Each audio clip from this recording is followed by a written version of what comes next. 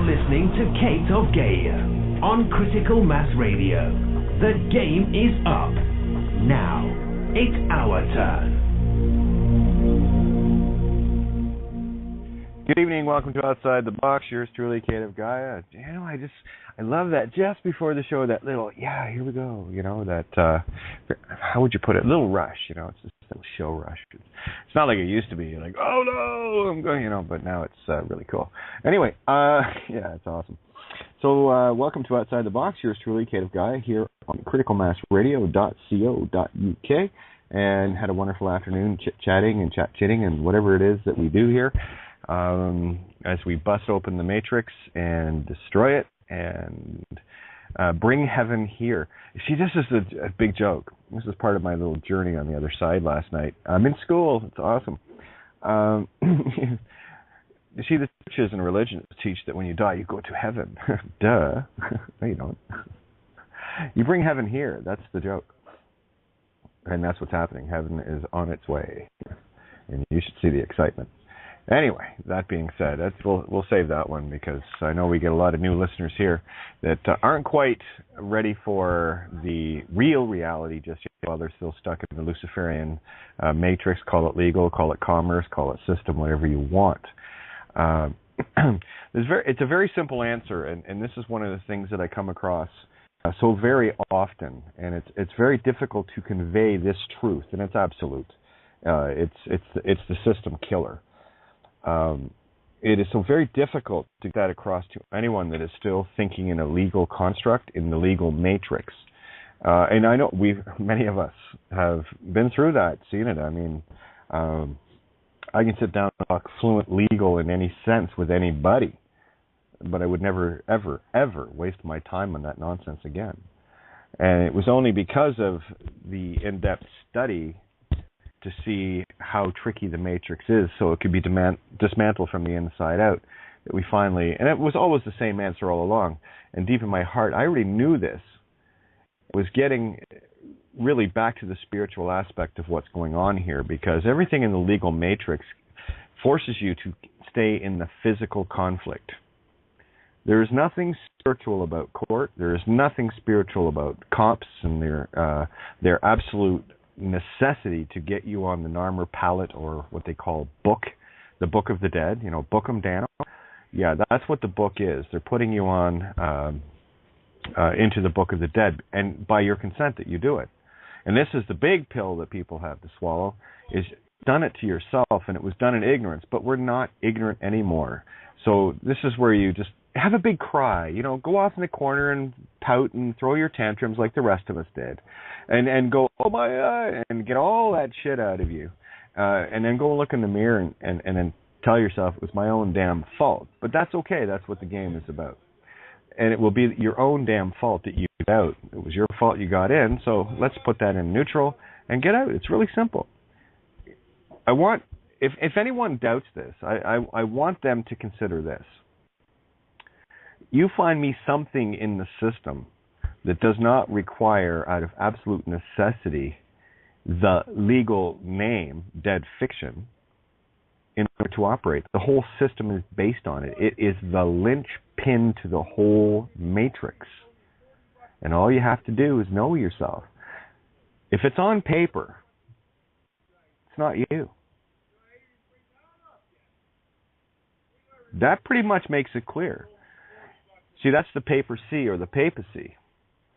If you're living, breathing, again, and it goes even deeper than that, but let's just keep it really simple for those still thinking they're all just physical and there might be a spiritual thing going on, thoughts that there's something bigger and of course there is. But let's keep it really simple here. If it's on a piece of paper, it's not you.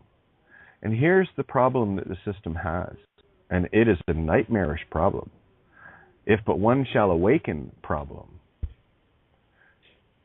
If they don't have you, the sole force, consenting to be their dead legal fiction, then they cannot feed on you.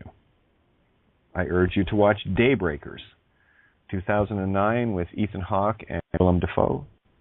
If you want to see Earth in its present state. And the good news is there is a cure.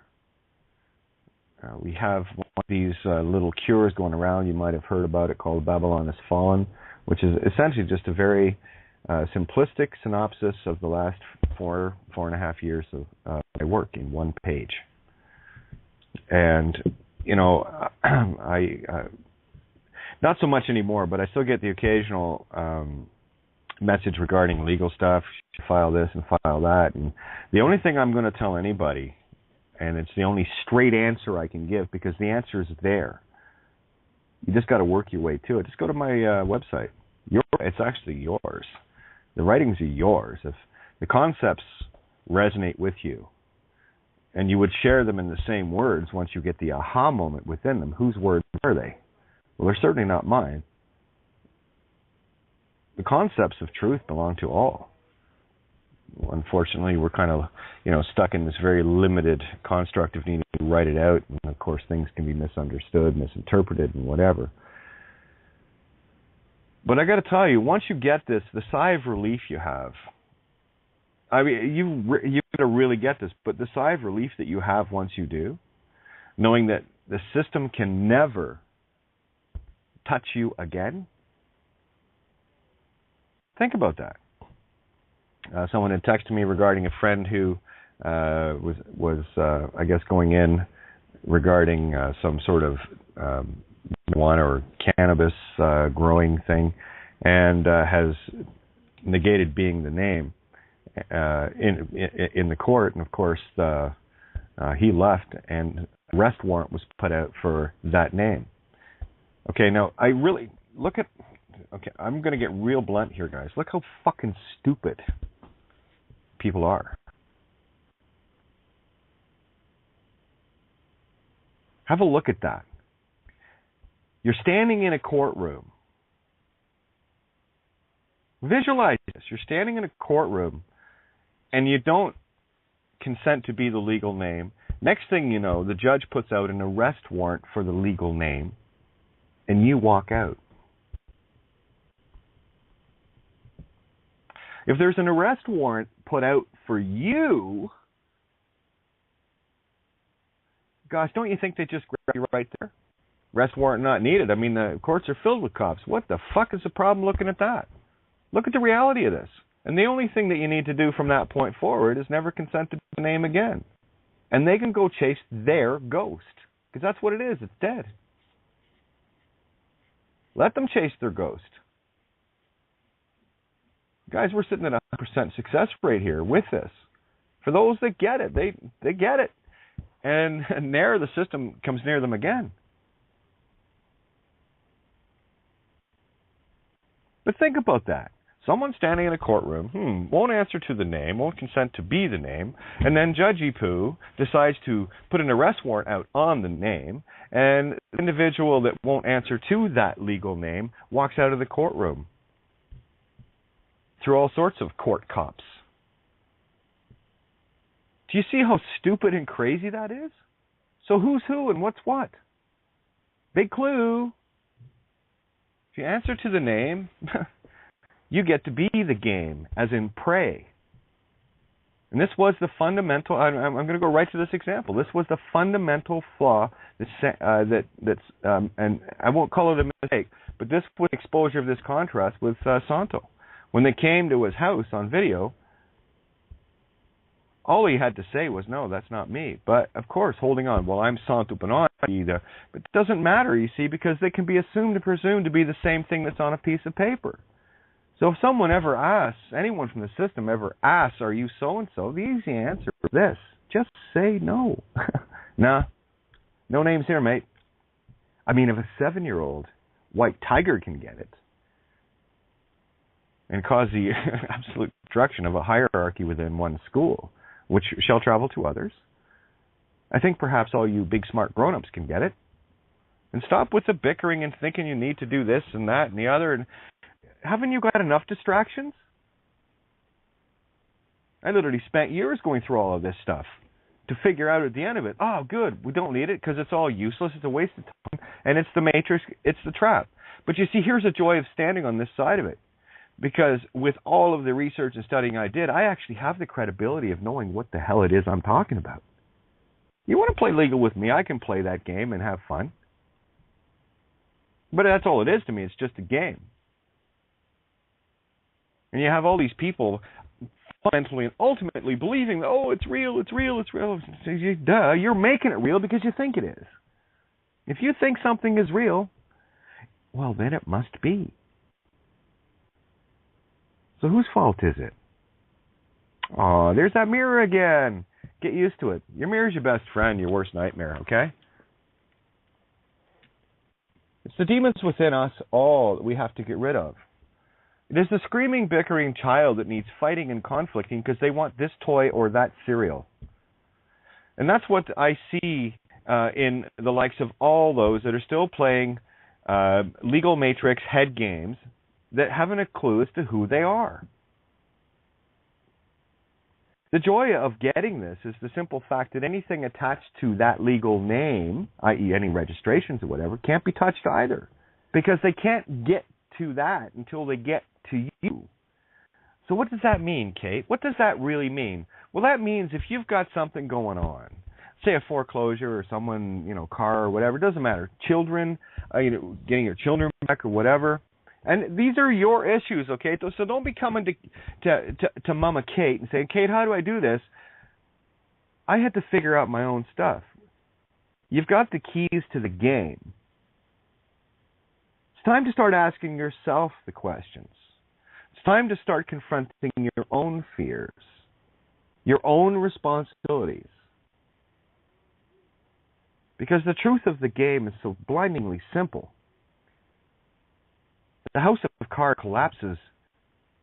Well, imagine the strength of a house of cards against a hurricane. And you'll come sort of close to what I'm trying to share, how powerful this is. I've lost count of the number of people that have come on here to share their stories. And the sheer bliss and glee that they experience, understanding the true power of who they are. You see, it's at that point when you know who you are, and you're not the legal name. And just for ease of really getting this, think of something completely different for yourself in terms of a name. Something completely different. Create your own name, temporarily or whatever the case may be, to separate your mind from that legal fiction that was never your creation anyway. Mom and Dad gave it to you. System stole it. And in the process, hijacked your body while it was still floating around in Mama's belly. You want to read about that, it's all on my website, kateofgaia.wordpress.com. So the answer for me is quite simple. And of course, people will continually bang on my door, but I'm going to tell you all the same thing every single time. Get to my site, read all of the things there, and then call me. And I'll tell you what's going to happen. I'll tell you exactly what's going to happen, because it happens every time that people actually take the responsibility upon themselves to wipe their own asses, instead of waiting for Mama Kate or somebody else to wipe it for them, because I certainly won't. They tell me the same thing. I get it.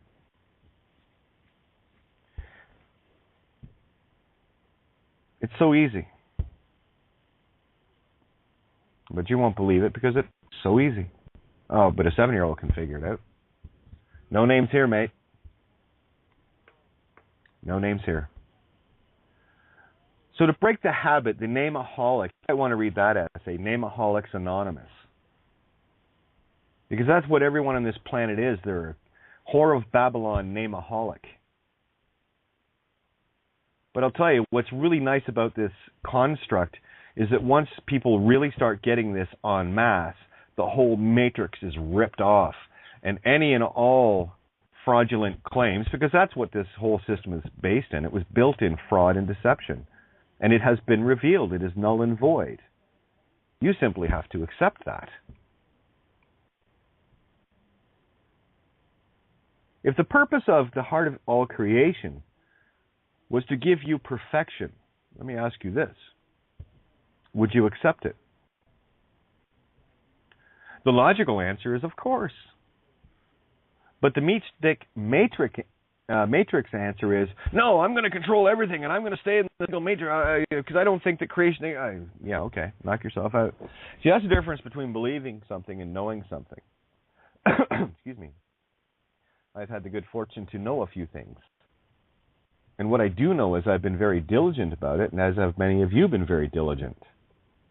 Standing your ground, working your way through. And one of the biggest joys that I experience is from one day to the next, being able to compound on everything that's already been done, eliminate that because it's an even better answer, and it just keeps getting better. But the answer to the system is very simple, and you're the one holding the thread. You're holding the key. You answer to that legal name in any way, shape, or form where any assumption or presumption can be gained. Take your lashes or not. If it's on paper, it's not you. That is system. The veil that covers the system is paper thin. Do you think you might be able to punch through that now? No, the sovereigns and freemen, they're all building castle walls around themselves. And then they're bitching because they can't get through to the other side yet. Well, you got to see how thin the veil is first. And that veil is getting thinner and thinner. And the paper veil is merely an allegory to the effect that has been caused by the spiritual intent that we have been doing to make the veil paper thin. So it is all being played out like this. See it anagogically. See it from a very high position of cause. Look at something that happens in the world and then ask yourself, how did I cause that? Because you did.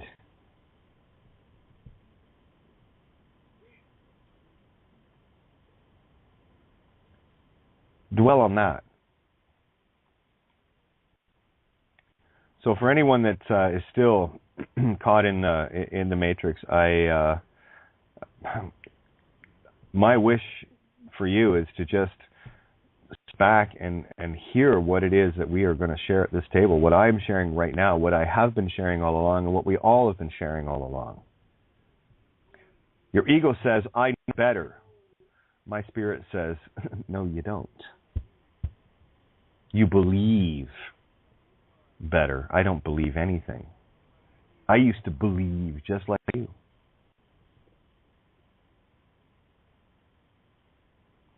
I also find it interesting when I get asked questions and people simply don't want to hear the answer. It's not because they don't want to, it's because they can't. And this is a no harm, no foul. And if any offense is felt or taken, well, that's you, that's your ego. I'm coming at everybody from a benevolent perspective only. It is my intent to set humanity free. What's yours?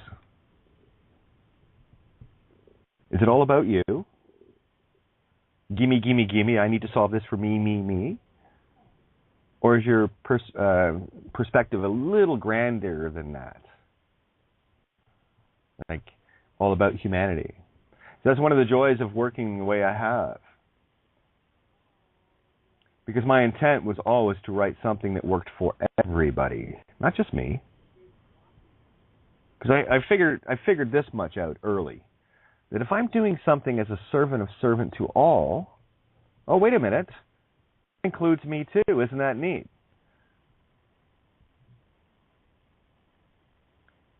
So change your intent. And any emotions that you may feel listening to anything that we talk about on this table, that's your issue, that's your ego. And I hate using that word too. You know, there's so these campy labels. But there's really, it's the only way to try to describe this where people have a common understanding as to what something means. So I work with the common understandings. And then I go a whole lot deeper, especially with Phoenician and decoding the words. Oh, what's that, Kate? Well, get to my website and read. Because the whole matrix you are fumbling your silly ass around in is based on it. If I can assume and presume any spelling through any sound that you are saying, then I can own your intent. If you would like an example, here is one. I love the free man. I do not consent. You're cooked. I had you at the first word.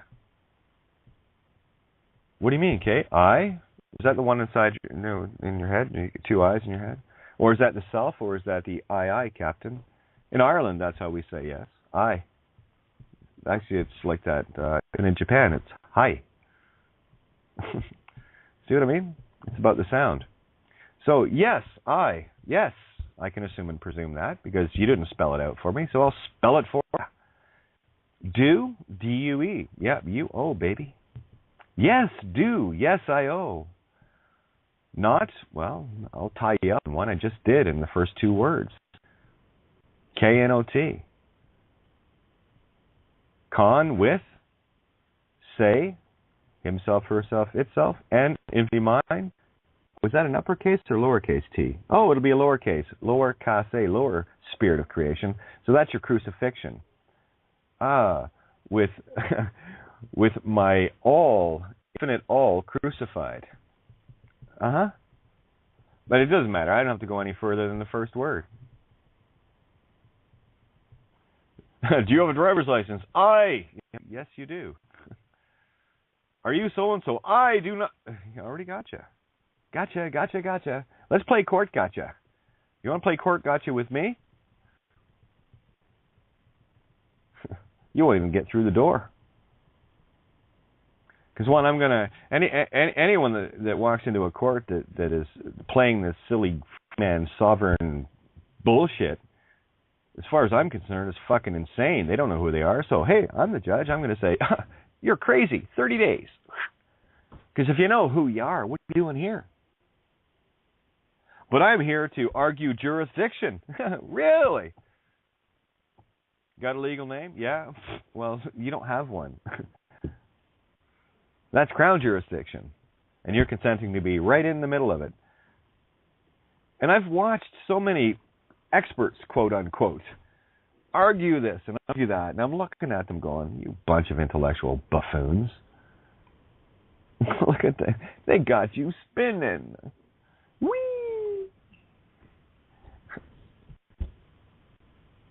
Oh, don't worry. I don't play light on this one. When I see an idiot in action, I go, hey, look, there's an idiot in action. You know how I know that? Because I used to be one.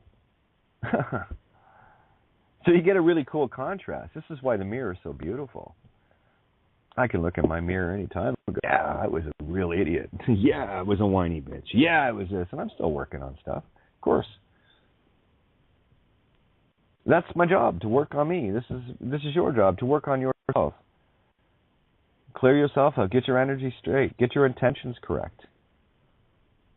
And start thinking about a little bit more than all about me. Well, my family. Well, isn't that great? You've expanded all the way out to inside your own home. Oh, the other family. Okay, well, you've expanded out to maybe whatever, a handful of people. Could be, 10 or it could be 100. Doesn't matter. Can I remind you that there's 7.3 billion points of consciousness on this planet, and that's only the humans?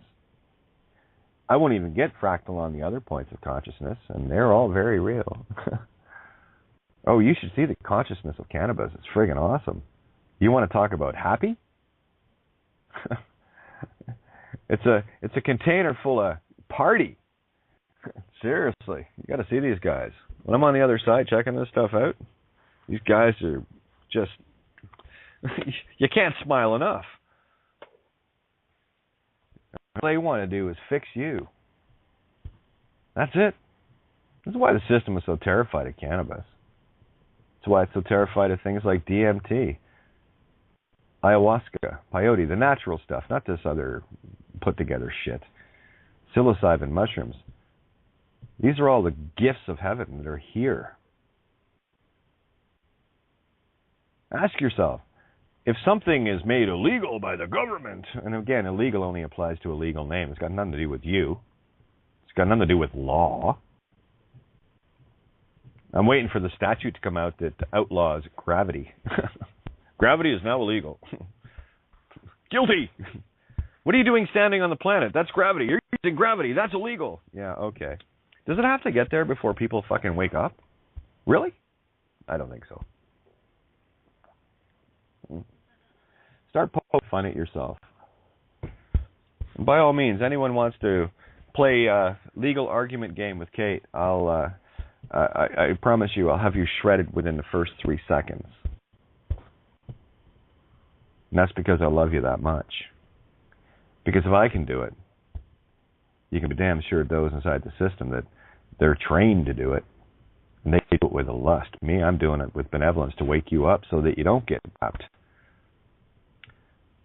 So you can go and talk to your legal gurus and all your little sites that have the, opt filings and all the rest of this nonsense, arguing jurisdictions and UCC and UPU. Been there, done that, got the T-shirt, traded it for a tank top, and I'm way more comfortable now. The choice is absolutely yours. You bring upon yourself your own bliss or your own nightmare. How to find your own bliss? By finding your own self. Unless you like out with our Babylon, that's your call. You might want to read Revelations, and according to some of these older books, that's not a good thing. Because you are possessed of the material world. And heaven is on its way here.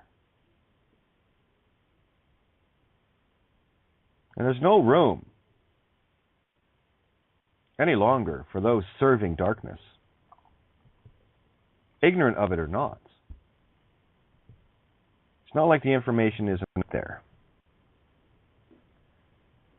The good news is that the benevolent part of humanity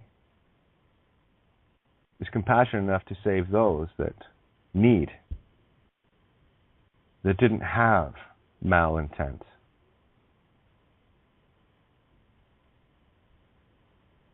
That's how I think. That's how I feel. There are many that I know that are not awake. But I know they're not malevolent. I know they're just so entrenched in the matrix. And they'll have a choice. It's okay. But I really need people to understand this. You want to talk to the legal gurus and all the rest of it, you go ahead. But please be prepared to keep going in circles and keep getting your ass reamed.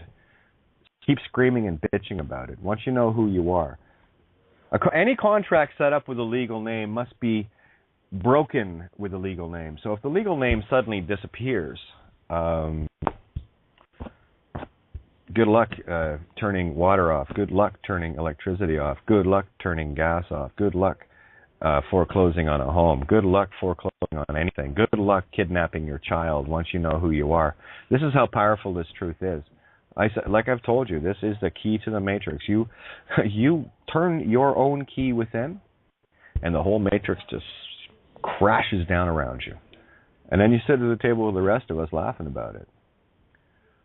So, and just to let people know, it's BTR listener 027 for those that want to call in. We have some room on the board. You can call in at 661-467-2401. And, of course, you can Skype in through the Blog Talk page by hitting the Skype button and follow the bouncing ball. Once at the table, all you need to, this is your table. So I call it that table, not my show. And you'll hear it. I'll say it on occasion. That's only out of radio habit. But this is your table. I just push the buttons here on and off the board. That's my job. I'm just the messenger. So please feel free to shoot because the bullets go right through now. Sorry, you can't off-end me. I have to give you permission. And that if I do that, then I'm saying that you're more powerful than me and I can somehow be offended by you. The only thing that I think would ever offend me are the actions of others against others. That's offensive. Someone harming another, that's offensive. Because that's not something I would do.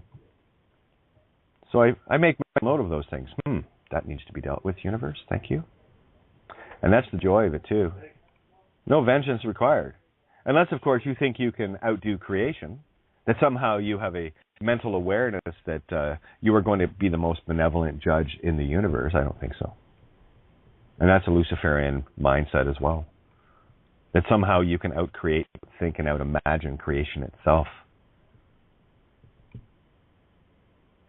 Have a look at that. Listen, I'm just gonna get everybody in on the board, but in the meantime, I'm just kind of in the mood for a little bit of music, just to set the pace a bit more, to get us in a nice gentle groove, and we'll talk about more productive things, more solution-oriented. I really just, again, I think I'm just going to keep going over this just to make sure, because I know we got a lot of new people here asking the same questions we all asked and have been answered long ago. The answer awaits you. It's entirely up to you to go and have a look. And the challenge I always like to give egos is go to my website and prove it wrong. That's all. Good luck, because I tried. And I'm here if there's more that I need to know, because that's my game. I'm here to learn. So I have no issues being right or wrong. I'm just here for truth. So I think I'm going to just do a quick tune here, and then we'll get back to it. All right, where are we? I'm just trying to see which one I want to play for you guys tonight. Here we go. Because this is the universe looking out for you. Pay close attention.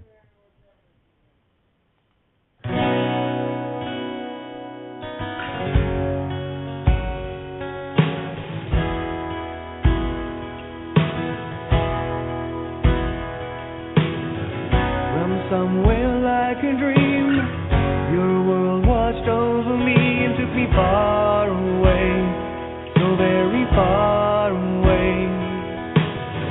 Made sense of all things wrong, gave hope where all was gone. What do I need to say, really need to say? Your eyes are all the words I need, wanting nothing in return.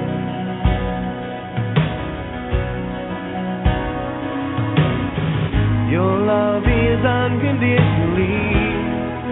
I have so much to learn.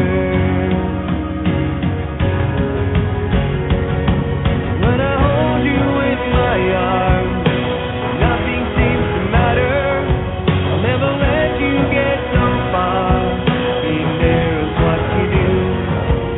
When my world caved in around me, nothing through the smoke to see. There you were, still standing like an angel, holding on to me.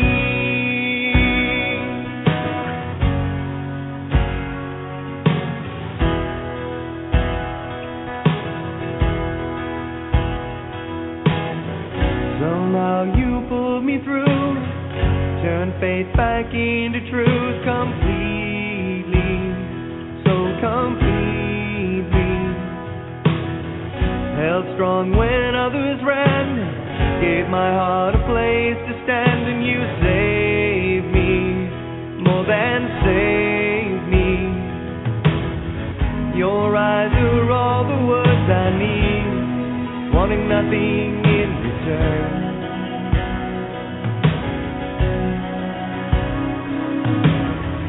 Your love is unconditionally. I have so much to learn.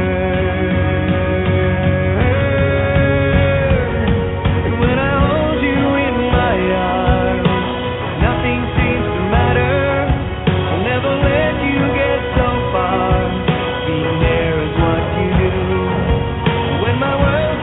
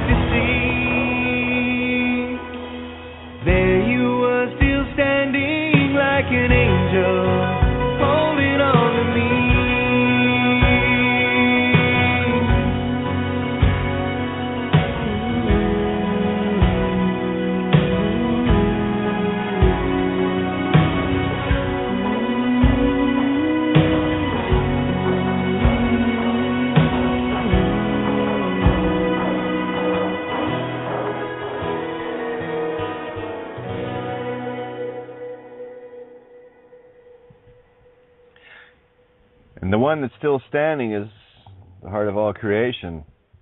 Holding on, baby. Just got to say, I can accept perfection. I'm okay with that. And let it go. This is the art of Wu Wei, the art of doing without doing. It's merely acceptance and the full surrender into that whole creation notion. And I've been fortunate enough to actually experience that, and this is a message I love to share. What you have awaiting is beyond anything you could ever imagine, so stop trying to force it and just go with it. It's beautiful.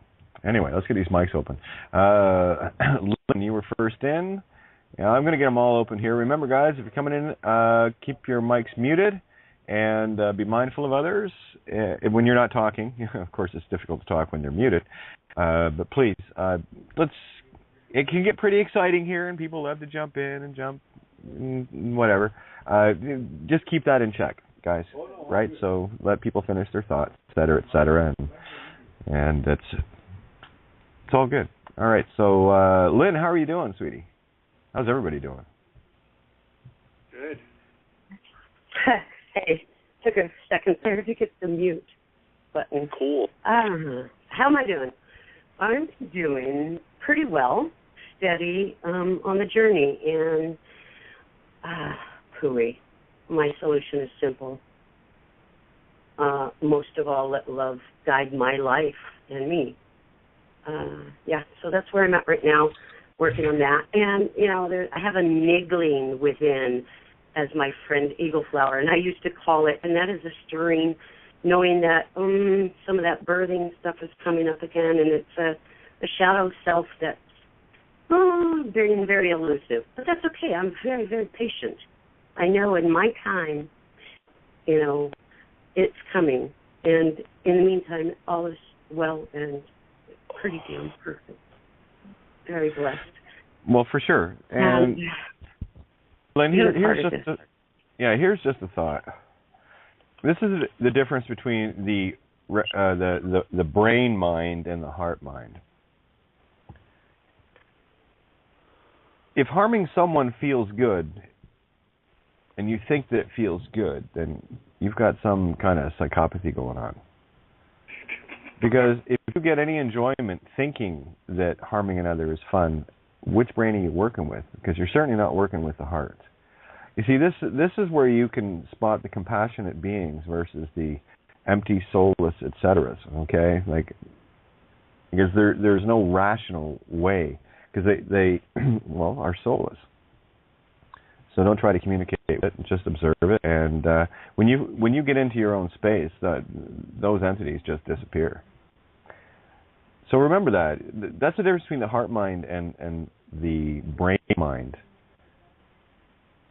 Because if harming someone makes you feel dejected and it just doesn't feel good, well, guess you followed your heart, because you followed your mind. What did you do? That which you wish upon another, you've wished upon yourself. The more wonderful, benevolent things you do, guess what? The more benevolent and wonderful you feel, and look around you.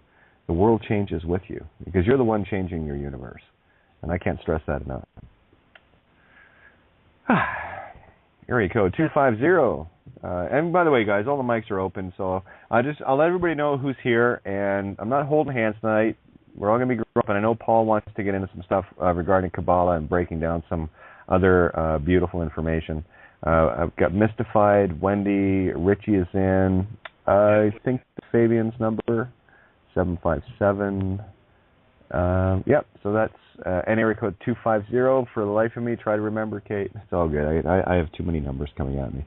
Anyway, you're all 250 was actually the next in line with hand up, so we'll go that route. Hello. Hello. There you are. I know the second I jump in, someone else is gonna, so I'm waiting for that. Well, so actually, Richie, ironically, someone already jumped in ahead of you. So, see? Just give it a second, Richie. Okay? Just please, guys. This is what I'm talking about.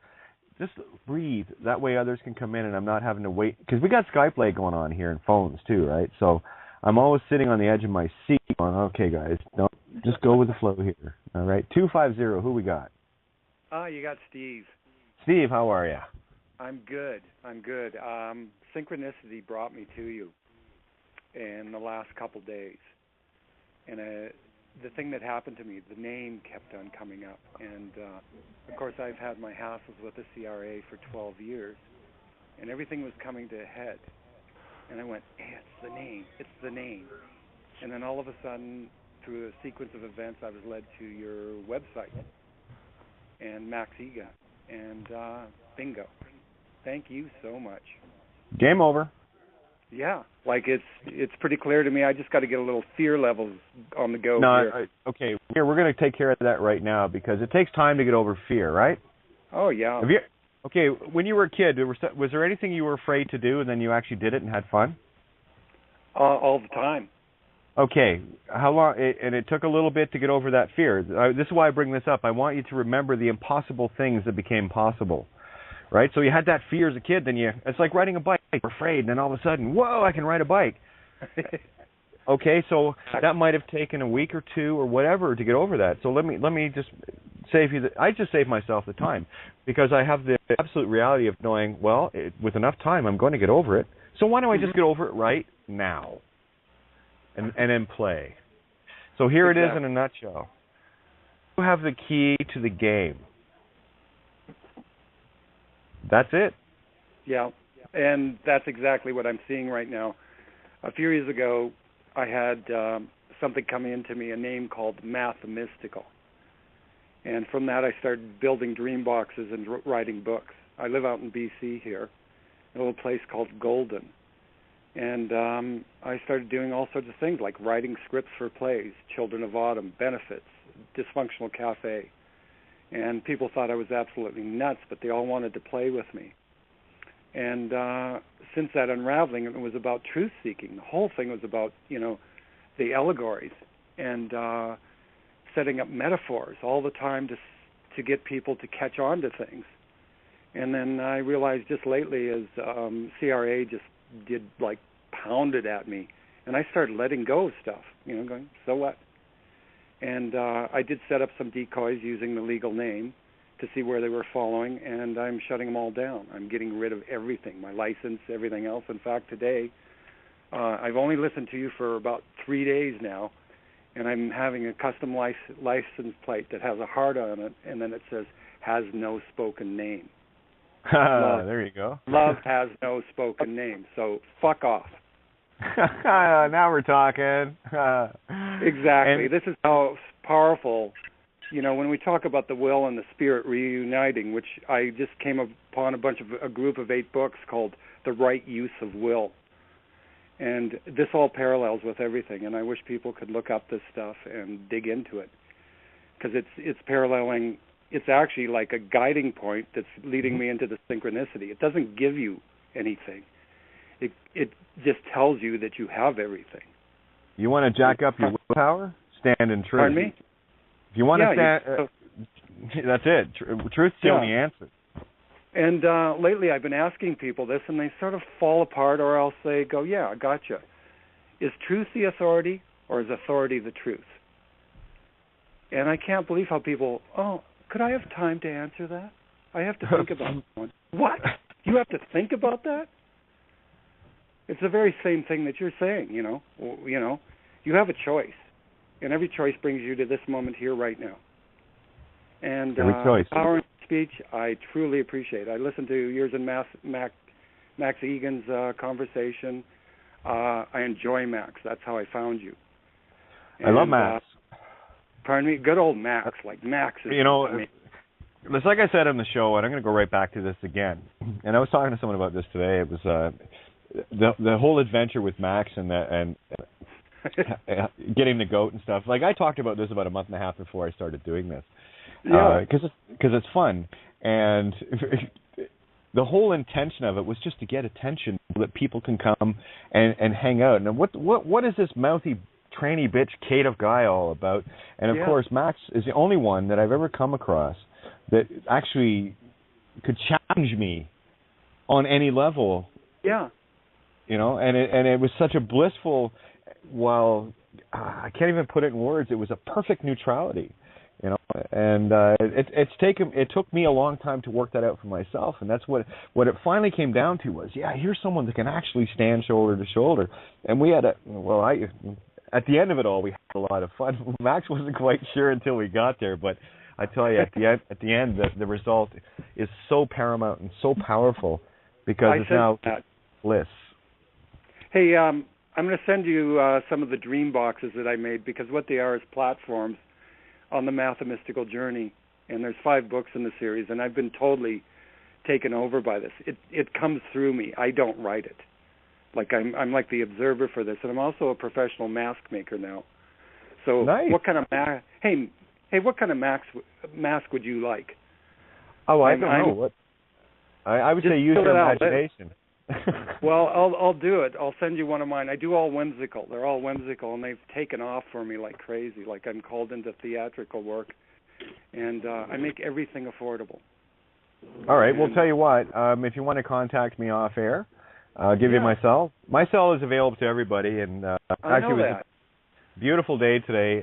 Pa down in Louisiana, a part-time cop who's doing a lot of work educating his fellow officers. I had a wonderful chat with him today. And, we were just talking, you triggered it. About calling, yeah. So, he said to me, it was really funny because you're the only one I know that answers your phone. And like everybody else, when I first called you, I said, really, is that you? And I said, yeah, I answer my phone. Yeah. And I answered like that, yeah. Who else were you expecting at this phone number I gave out for me? Someone else? No, anyway, my cell is real easy. 226-971-9675. Did you say no! Yeah, 976. Or sorry, 226-971-9675. Hey, I should be sending you some of the BC herb here. Oh, I live right in the mountains. I live right in the mountains here, and but what I'll do is I'll put a mask together for you. They're whimsical. I literally watch myself make them, and then go, holy shit! That's great, eh? Yeah, it's wonderful to be the observer and like feel this energy work through you. And if people would let go of that, I still have a lot of work to do. You know, like we all do. And yeah, you know, and you wouldn't believe some of the masks that I didn't make. You want to see scary shit.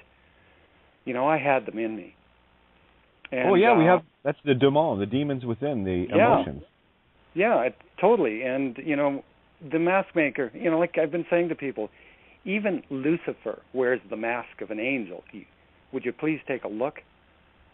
Yeah, the deceivers. Yeah, exactly. And how I got into this was just all synchronicity and everything else. I wrote a play and I created 22 masks. I used to be in design work. Hey, I'm curious. Did Max lead you to the radio station? Because yeah. Okay. So he's been talking about the station and Kate. As soon as I went on there and I read the article that Kate wrote, it just bang, there it is. I got to find this. And I knew it because I had been questioning everybody about their name. The CRA agents, they came here and I said, is that your real name? And they go, yeah, that's your real name. I go, no, it isn't. And I'm going, how did I know that? And they said, well, it's on my driver's license. So I said, that's still not your real name. And I just kept on these people, and I was going, you know, and they said, what's your name? Aren't you? And I said, no, I'm Steve. You can call me Steve, and that's not even my real name. That's just my calling. If you heard my real name, you'd go deaf and blind to this reality. You know, that's what I sense. It would be such a shrill that it would change the reality around you, and you wouldn't even know where you are, and you'd go insane. Well, it would break all the glass on this planet for sure. Yeah.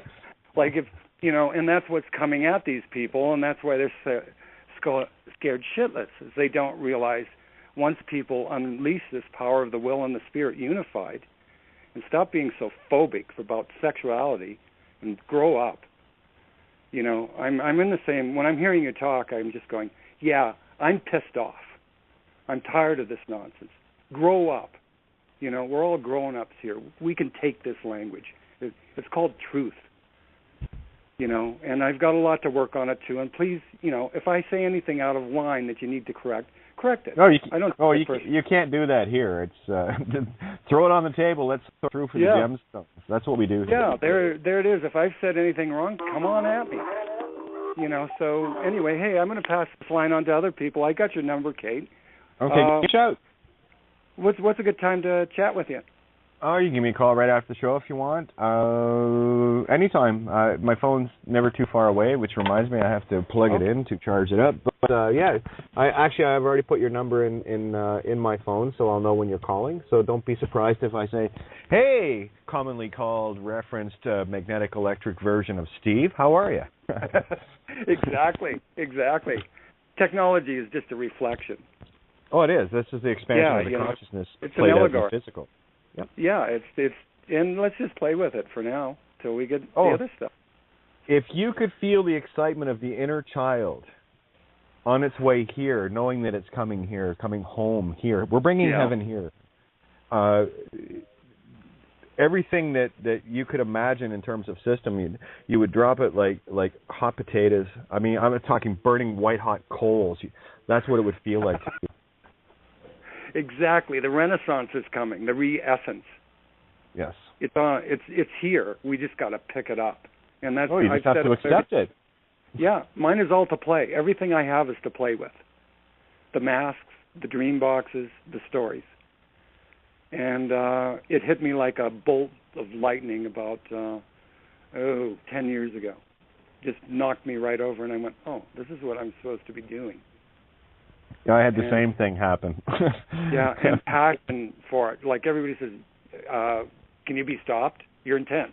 I go, yeah, I've got a passion. And you get very intense with your passion.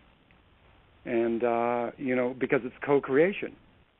You got somebody calling you in that's so wonderful and powerful and so loving and says, do you want to play? And you go, yeah. I'm in. And it's the most magnificent feeling. Yeah, there's hardships. You lose people in your life who don't understand. But, hey, you're right. You're going to drop the hot coals. So quickly. You can't drop them fast enough. And, yeah, and don't step on them after you drop them. It's no way. No. Hey, I'll let somebody else take the line, too. I really enjoyed connecting with you, and I look forward to more connections. I was going to say, thank you. And, boy, it took you all, 3 days? That's pretty impressive. I think we just set a new record, guys. That's beautiful. Actually, it felt like an instant. That's what I mean.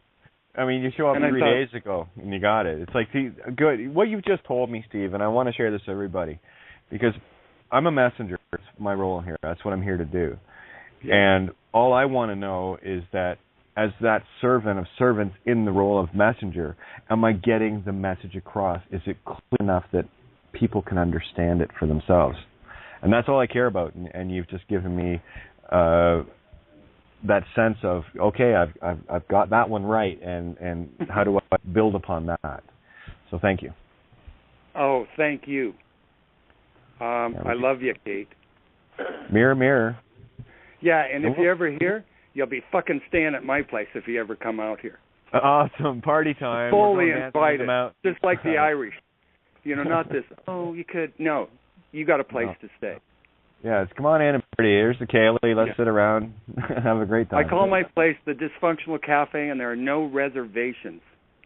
Nice. You're just welcome. And I've never had a bad visitor here. I've had incredible visitors here.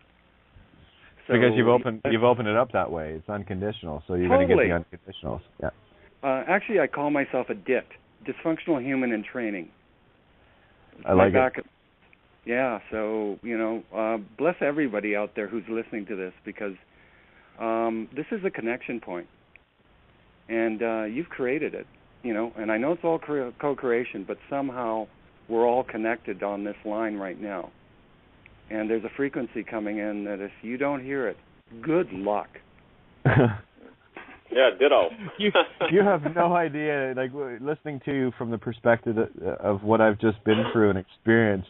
It's just pure scythe right through the consciousness, because that's what this table is. It's the cutting edge, man. It's like, I just seen this. Gone. Thank you. Told you. There's you're no awesome. backing down from this one. You can't go back. You can't. No, you can't. You know, no, it's terrifying. Like, no, I'm not going back there. That was crazy. And anyway, I'll send you some email stuff as well, some pictures of masks. I got a good one for you. I think you deserve my sense is something like called Be Wild or The Wild Divine are the names of the two masks I'm thinking of you. Nice. Well, create and play and I'll send you some toys. Okay. You guys rock. Yeah. Are we having fun yet? Oh yeah. It's a I am. party, but I got to tell you something about kids real quick so I can go. I'm so sorry for interrupting. This is Fabian. So I moved away from Charlotte, North Carolina, which really sucked for me because I, had to move on and grow up.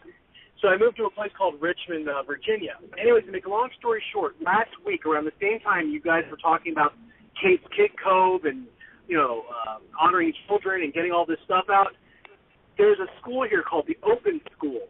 And last week, I guess it was the day after your broadcast, half the school got up around lunchtime and walked out, and they walked to the Capitol, the mayor's office here in Richmond, bitching him out about the treatment of the children of Richmond, the poor public school system here.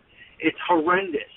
And I don't know, it's really strange, but there's a lot of children memes I'm seeing everywhere and a lot of kid allegories. So whatever you're doing, whatever we're doing, let's keep doing it. Thank you very much.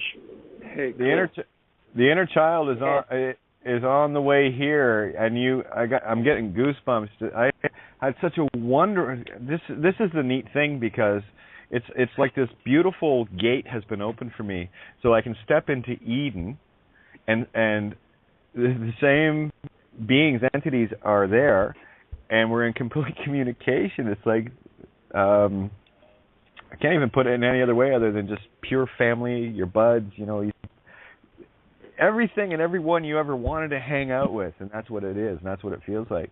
And then there's this energy of the inner child and this beautiful bubbling brook. I can't even describe it. And the excitement and the giggles and the we're coming home.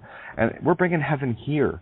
And this is what was given to me last night. We're bringing heaven here. Right. We're the ones to open the door. Yeah. No, you're totally right on that. Do you remember when you were a kid, you'd run up to another kid near a playground? I lived in a little village, so we just used to run up to kids we didn't even know. And you'd look at each other, and you'd look at what was to play, and then you'd just nod and you'd go play with it. Let's play. And you played fair. And you didn't see any difference in that kid from yourself. Oh. Great. Do you remember those days? Oh yeah, I'm still there. I actually have that right now. Hey, you want to play? Yeah, let's play. That's what we do here. Yeah, I know. I've heard you guys. You're doing a marvelous job. Like, thank you so much.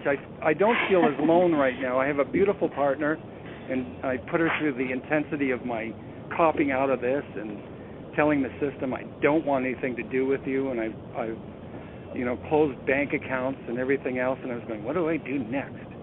And the answer came the other day, and it came to me, it's the name. It's the name. What do you do about the name?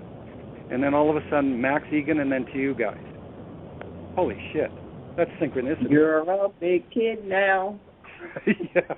So anyway, I found a nice big playground, and I got some toys to bring in. So I hope to keep. Well, welcome, Mr. Ditt. That's right. It's funny, because there was a lady said last night, and I quote, "I know it's just over the internet." That's just, you know what I mean? It is conscious entities connecting. It doesn't matter what the medium is. It's about the connection. Oh yeah, mystified. Just when you say that, I feel you so much in my heart, like you're right here. Hey, well, we're going to create our own atmosphere once we get together. Everything will fall into place around us. I go to about 10 festivals in the summertime, and the magic in those, there's Freeman guys saying this and that, and you got to file this and that, and I'm going, bullshit. bullshit. No, you don't. You just have to be you, but find the real you. And forget all this paperwork. It takes up too much time. I went through the same thing everybody went through, and I went, what the hell am I doing? I'm dyslexic. I'm reversing things all. I think I actually just confused them so much. That's why they left me alone for so long at a certain point. They probably thought I was talking into some hyper legalese, because everything I look at, I was realizing, shit, am I ever dyslexic? Can I make it simple for you guys as far as anything that comes in the mail for that legal name? Uh-huh. And I really want to get people doing this, because it works every time. Because you're telling, now that you know who you are, you're telling the truth, so it's going with your intent in it. Anything you get, I don't care if you want to stop paying this or stop paying that. Just take whatever and write deceased on the envelope and put it back, return to sender. Go ahead, contact the dead now. Because they can't do anything without that. Now, who's the power of attorney? Nobody. Oh, well, sorry about that. That's your legal nonsense. Knock yourself out, stupid. Because that day never existed. So I just opted out of the healthcare here.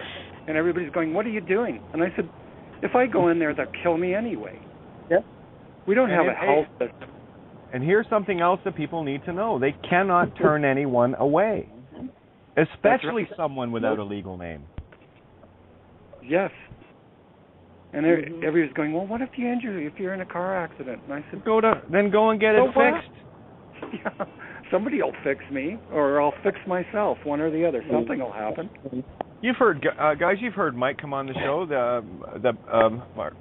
the beautiful, beautiful Michael, who's had, I don't know how many open heart surgery and taken care of emergency flights and all the rest of it. And he knows who he is, and he, yeah, he hasn't, no bill. Hawaii Mike did that open heart surgery? Yeah. What's that? No, not Hawaii Mike, no. Oh, no, Michael McCracken.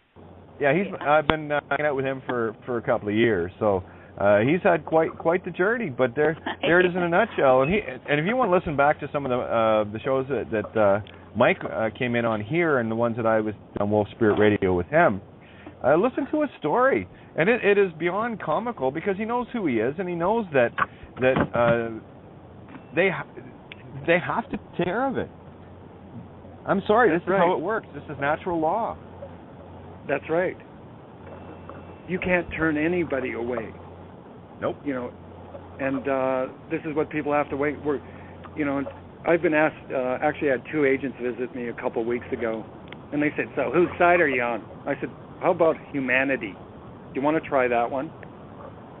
And so, they just looked at each other, and I thought, did they get it? Maybe we can take one human at a time, open them up, and see if there's a heart there. And then if there isn't a heart, we got to take a look at their mind to see what the hell's in there, cranking up the gears or turning them whatever way. And that's an old Dallas thing. Is if there isn't a heart, go for the mind. Well, and here's something else too that I was talking with Pa down in Louisiana. Where was I going from there? Oh, just lost it. Sorry, you would not believe the fractals happening in my head right now. This is friggin' amazing. You guys are just expanding this so big. Oh yeah, it's crazy.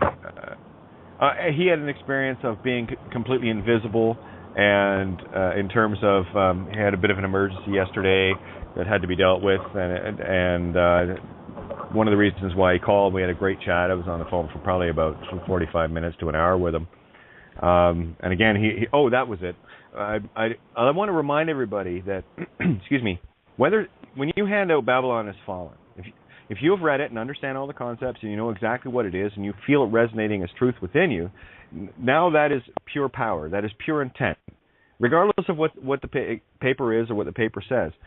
When you give that to someone else, what you're doing is you're flowing your spiritual causal intent. Now, whether they read it or not, it's relevant. Because what you've done is you've given them contract. And in their ignorance, they're bound to it. So my feeling is, wouldn't you rather be bound to a contract that's going to set you infinitely free to experience perfection? Or would you rather have something from the system? And that's it, because once you give it out, it is done. It is done. That's the power of you. Well, in my booth, Kate, I have hundreds of people visit my booth, and I'm putting that out in my booth to hand out. Right. Set them free. You love humanity. Set your brothers and sisters free, guys. That was the only intent, and that has been the only driving force for me for the last 4.5 years.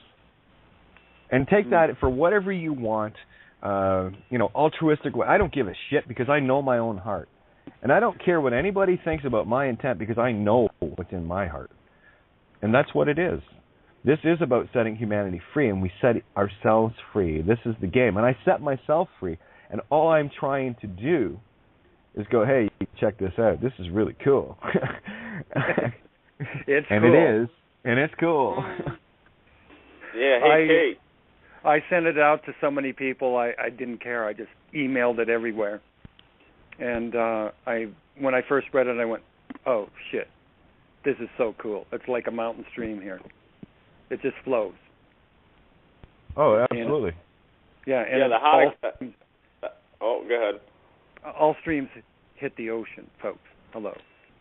Yeah, the heart of creation you were talking about, too, is I broke down another word, and you know how you pronounce consonants, and there's always a vowel either before or after the consonant. Well, the letter V, right, V is V-E, and then you put the I-N to it, and what do you got? Right, you got the VIN, which is the vein. Yeah, the vein. Right, yeah. See, I have VIN right away because I'm dyslexic. My vowels and everything else all get mixed up all the time. Yeah. And, anyways, I just want to just complete this thought here before I forget, because I'm going to drift off into like 9 million different fractal lands here. Is that the vein, the heart of creation? See, this is their creation. It wasn't my creation. I just ignorantly fell into that fictional creation. So the vein, they're connecting the heart of their creation, which is us within their fictional land to them through the VIN, like Kate says, and which we all know is that little piece of metal is the only thing that they own. You know, they don't own the car. They don't even own the metal. They only own the concept of the numbers upon it. It's all fiction and fake. Everything written is fake. Beautiful, yeah. They own the concept. Yeah. And if you buy the concept and you take part in the concept, well, guess what you are? Slaves. Stop that now. Being dyslexic is a blessing, not a curse. Well, Mark Twain's expression, it's easier to fool a person than to convince them that they've been fooled. Yeah, the ego doesn't like being fooled. Oh, no. No, never. The same thing with gamblers. My family were alcoholics and gamblers that I grew up in, and they never lost. Did you know that? They went to casinos and they never lost. That's amazing. I said, how do you do that? How do they build such big buildings with them losing all the time? How's that happen? Yeah, I know. Well, I guess they'd have to take a real accounting of how much money they took with them, what they spent on actually, food and taking care of themselves, and then what they have left of money when they come back, and we'll see who the winner and the loser is, and then we'll fully understand why the house always wins.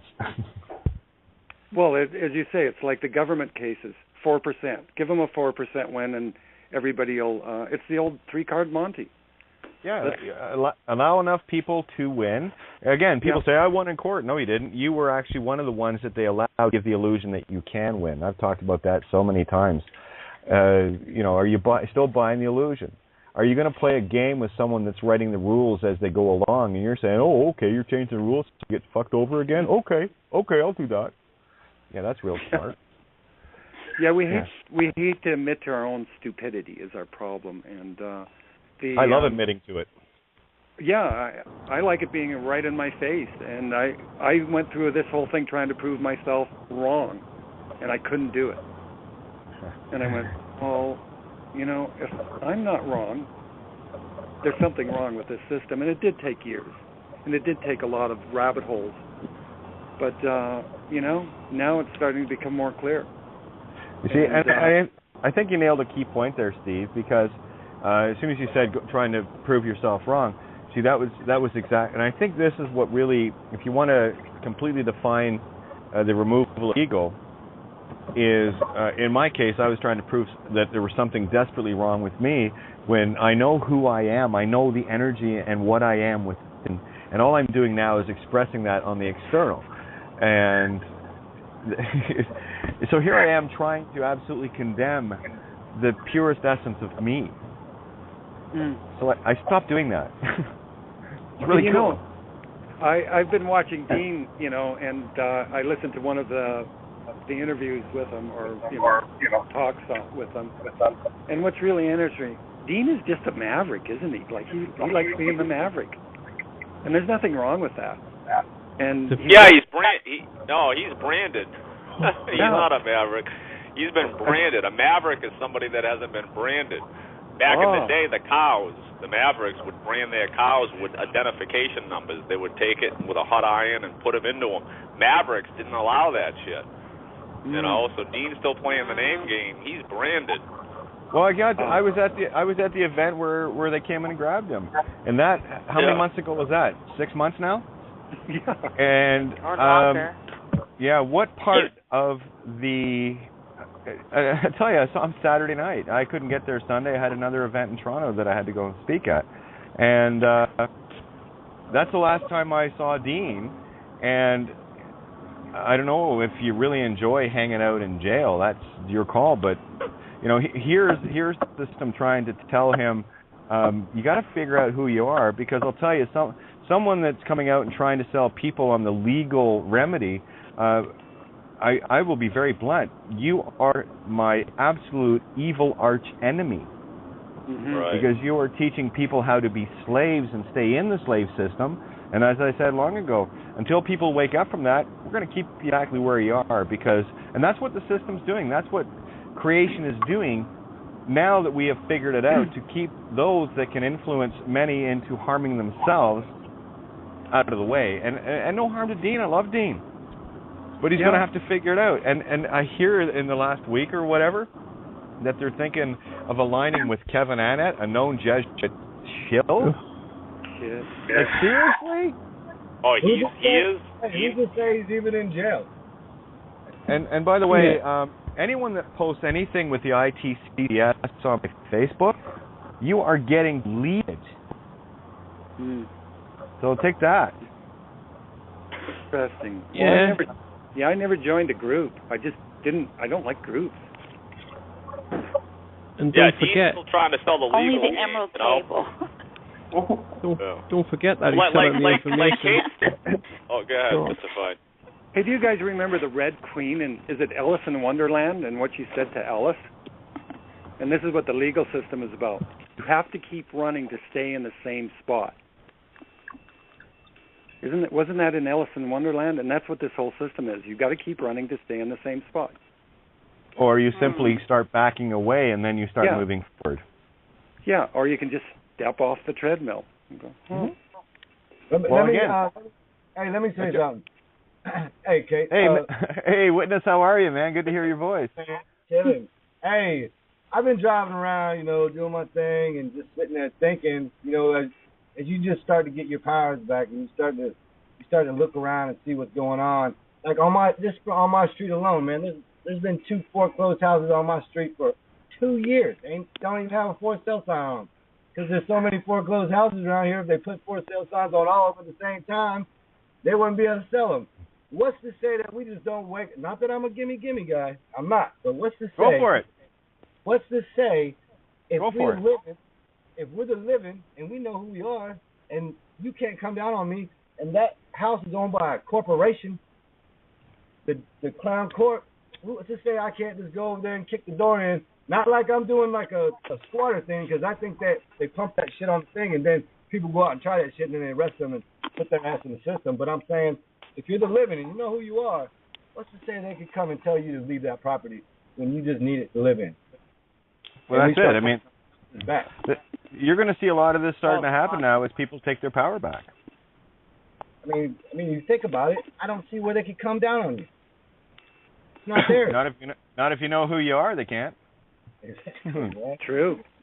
Exactly. Yeah, sorry, you need a legal name to come anywhere near me and touch me. So guess what? I'm going to stay right here. Thank you. Have a nice day. Bye-bye. How would you get the power turned on, though? That's the thing, though. Okay, these fucks want you to be Hashem. What's happening anyway, Table? How's Paul, finally. Good.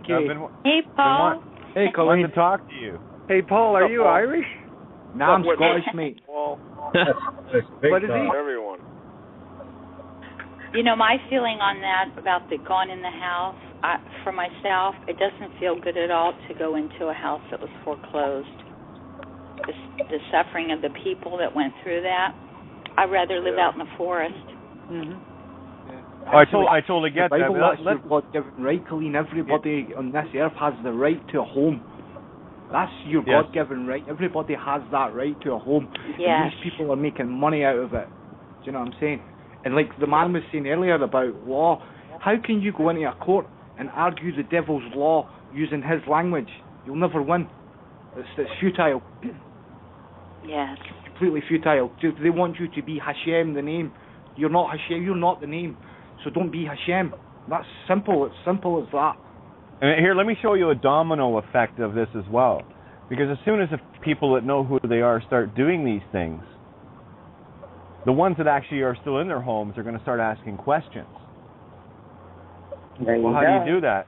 And, well, you're paying a mortgage, a death pledge that you don't have to. It's based on the legal name. No legal name. The bank, and again, these are all dead fictional corporations. They're all empty shells. Remember, mob would set up shell corporations. That's what they are, to hide their racketeering money. That's what these are in the anagogic. Guys, the dominoes are big. The dominoes are big here. It's a good time to bring up marriage, Kate, and the implications of that. Oh yeah, was that you that posted that to me today? Yes.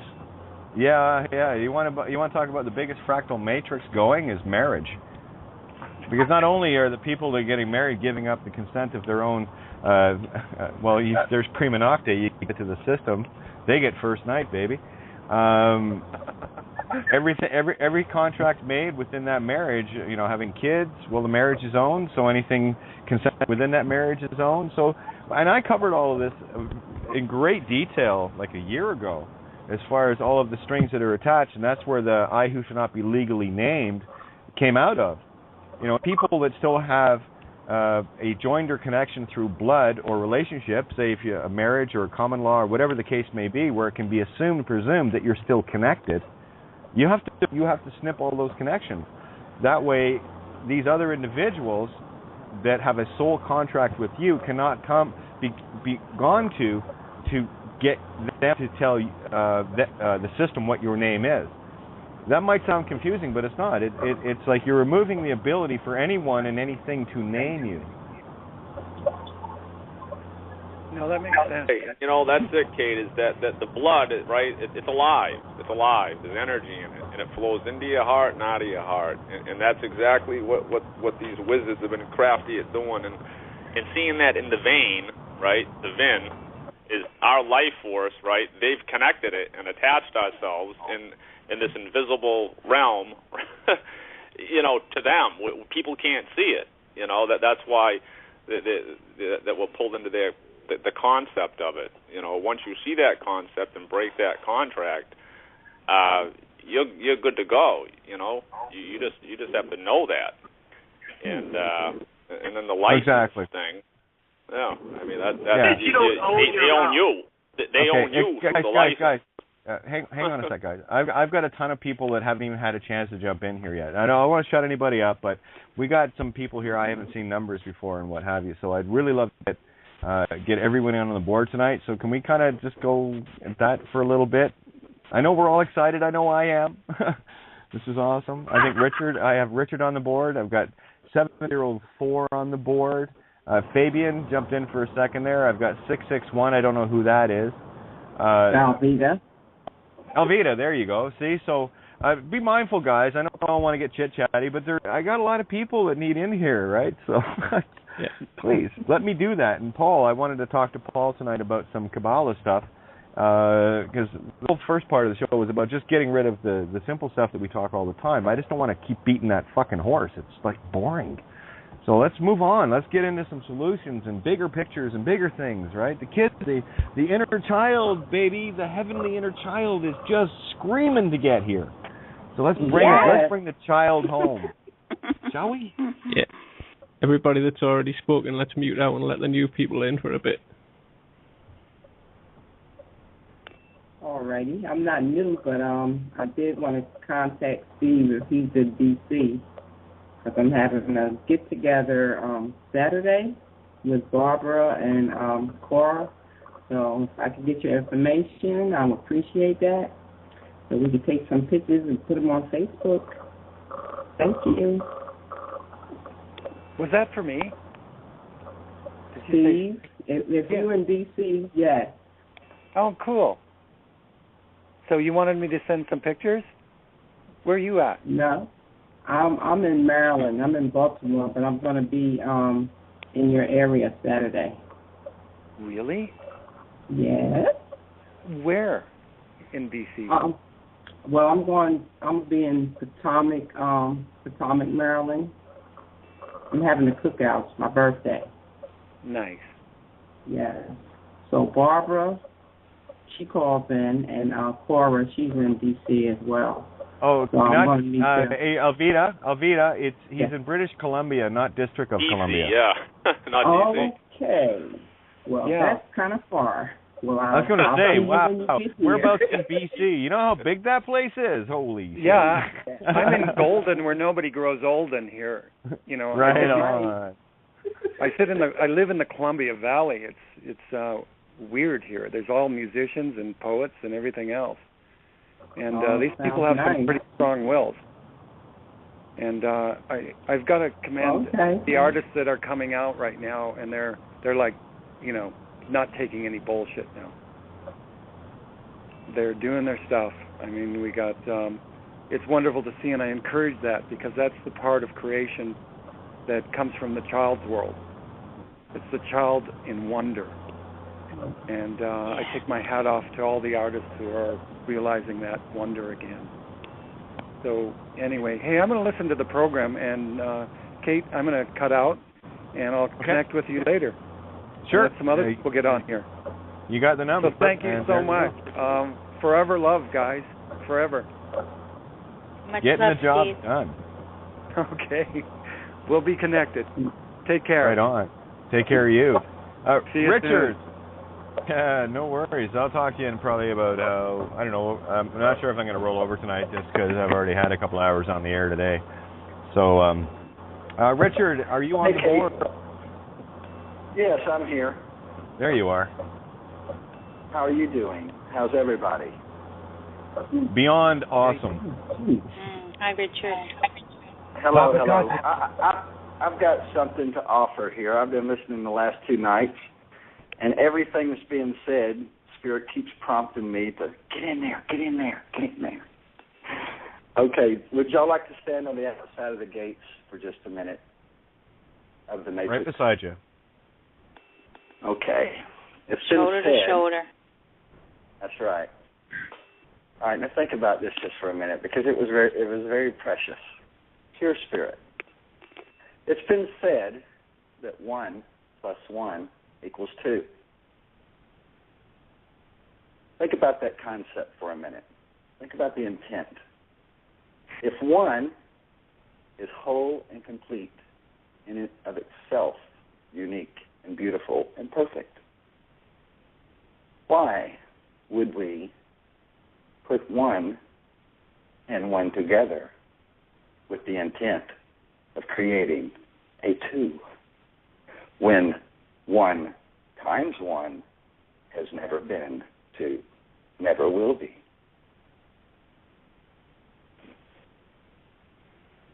The only answer I can give to that is simply this. The only way we can see the true beauty and essence of ourselves is to create a mirror of it so that we can observe ourselves in all of our glory and experience that, to go back to it and stay in bliss. Oh, I don't know, let's say, forever. Works for me. So well put, Richard. Very well put. I hand the feather back. Beautiful. That was a wonderful description of the mirror. That was exactly what I was seeing when you were talking. So, again, so very well put. Thank you for that. Beautiful. Bless you all. Yeah. Is that you, Paul? Was that okay? No, I was taking a little look at something there to do with names, the names, like Gebura and stuff like that, and the names like Elohim, what they mean, stuff like that. Yeah, but that was nice, Richard, what you were saying there, mate. That was nice. We've had a couple of conversation with Richard. It was a while back with Darren. Yeah, and it was interesting. Like, Richard's a clued up man, especially to do with this. Because as you're saying, Kate, it always comes back to the Aleph. Looking at the religious stuff, that's there to get you polarised. That's there for lazy people. It's like the devil says, well, here's a religion. Basically, read that. You know what I mean? He doesn't want you finding the all, the Aleph, the Ein Sof. He wants you to be lazy so he can judge you. Back to judgment once again, Kate. That's what's happening in the courts. Is his judgment on earth. These people, as far as I'm concerned, are in league with the devil. They're in league with Satan, or whatever you want to call him. Because the way they're looking at it is, if they praise him, maybe he'll look at them a bit better when memento mori, when they get judged. You know what I'm saying? And it's not like that, Kate. It's not like that. It's only people who are standing in the truth, searching for the all, will find the all, will find Ein Sof. But if you're polarised with religions, then you'll never see the all. It's like drinking from a river instead of walking up that gigantic hill and finding the pool at the top, the source. There's too many people out there that they take these books literal instead of looking for the anagogic and the hidden mysteries. Like I was reading earlier there, the bee in the Quran. Yeah, that's quite a Masonic thing as well. The bee, if we want to break that down, the bee, that comes down to the queen bee. She's the queen of all. That's representing, you could say, Malkuth, the daughter, or which would be the YHVH. She would be the last H, the last He, and that would be, let's see, that could be Kefir. No, that would be Chokman Binner. That would be their daughter. When you look at that, it's it's an interesting story behind that. Basically, it says that when Malkuth she got jealous of Zera Anpin. Zera Anpin would be the son of God, also known as the face of God, also known as Uz. So they're saying that Zera Anpin had a crown, and Malkuth got kind of jealous of his crown. So God says, basically, go away and dim your light, stop being so proud, do you know? And this is why we're here, because through her correction, her correcting herself, she's doing it through us. But now there doesn't seem to be too much correct. There's a stalemate until now, Kate. There's a lot of people opening up. I would say since 1999, there's a lot of people starting to open their eyes, and the correction, as the Kabbalists would say, has begun. But I would like to see if anybody's going to start looking at Kabbalism, please don't look at the Kabbalah Center, because Rav Berg is a charlatan and a con man. He's just interested in money. This is the Kabbalism they're doing is what I would probably say is more like auditing. They call it to do with the Scientology. So their Kabbalah is kind of Scientologyist. They're not teaching the true form once again. They're not teaching the true form, Kate. They're not teaching the hidden allegories, the hidden anagogics. They're just wanting cash. And Ralph Berg, as far as I'm concerned, is a scumbag. Him and his wife. Bravo. Who was that? Who was that, Paul? Ralph Berg. Ralph Berg would be. He runs the Kabbalah Center. He's making quite a lot of money from the Beckhams, Madonna, Gwyneth Paltrow. Do you know? He's teaching them a cultish. What's that, Kay? Oh, Madonna, I think also. Yeah, it's a cultish Kabbalah, basically, Colleen. They're teaching that. It's not real Kabbalism. As I say, a lot of the Jews didn't want us to get this, because, and the way I look at it, and the way I've been told through my meditation, as like Kate says, I've meditated on the Tetragrammaton, and a couple of times I've broke through and I've seen things in my mind's eye, and the reason for you could say for the Jewish people, God not being angry at them, and Paul, they've been a bit... Yeah. Paul, let me just clarify this. Let's just separate the garbage from the pure. The false Jews don't want you to get this because everyone, the Jew, the you tree, the druid, the true it itself, is what has been poisoned by the false light or the false Jew. You can call them Zionists, you can call them whatever you want, doesn't matter to me. But those that are hiding and keeping the truth from the rest are not Jews at all. They can call themselves Jews, but they are the false Jews. They are the ones that corrupted the whole reality. So I just want to make sure that when, if you're going to refer to Jews, refer to the false Jews, the ones that have parasited upon the true Jews, all of us on this planet. Yes, it's the same with, you could say, the false Muslims out there. They're the same. There's a lot of Muslims know that this is Kabbalah, and there was a famous imam the other day saying, if anybody studies Kabbalah in Islam, you've got the duty to kill them. And I just started laughing. I said to myself, are you crazy? Your whole book is Kabbalism. Your whole book's probably the worst Kabbalistic book out there because it's teaching Kabbalistic analogies, Kate, but it's not breaking them down. And the imams who probably know what it's teaching, they don't want to break this down. They want to keep the people kind of what stupid, I would say. And then you look at Abraham, the name. They have took the H from Abraham, so they have took. This is my looking at it. They have took the H from Abraham, from his name, and that would be the He, which is female. So you look at how they treat their females.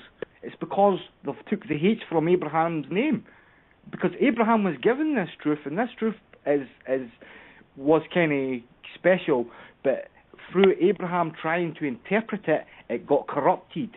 And before it got put into the books, before it got documented, it was passed down through Sipper. And every time it got passed down, Kate, it got that little bit corrupted, like Chinese whispers.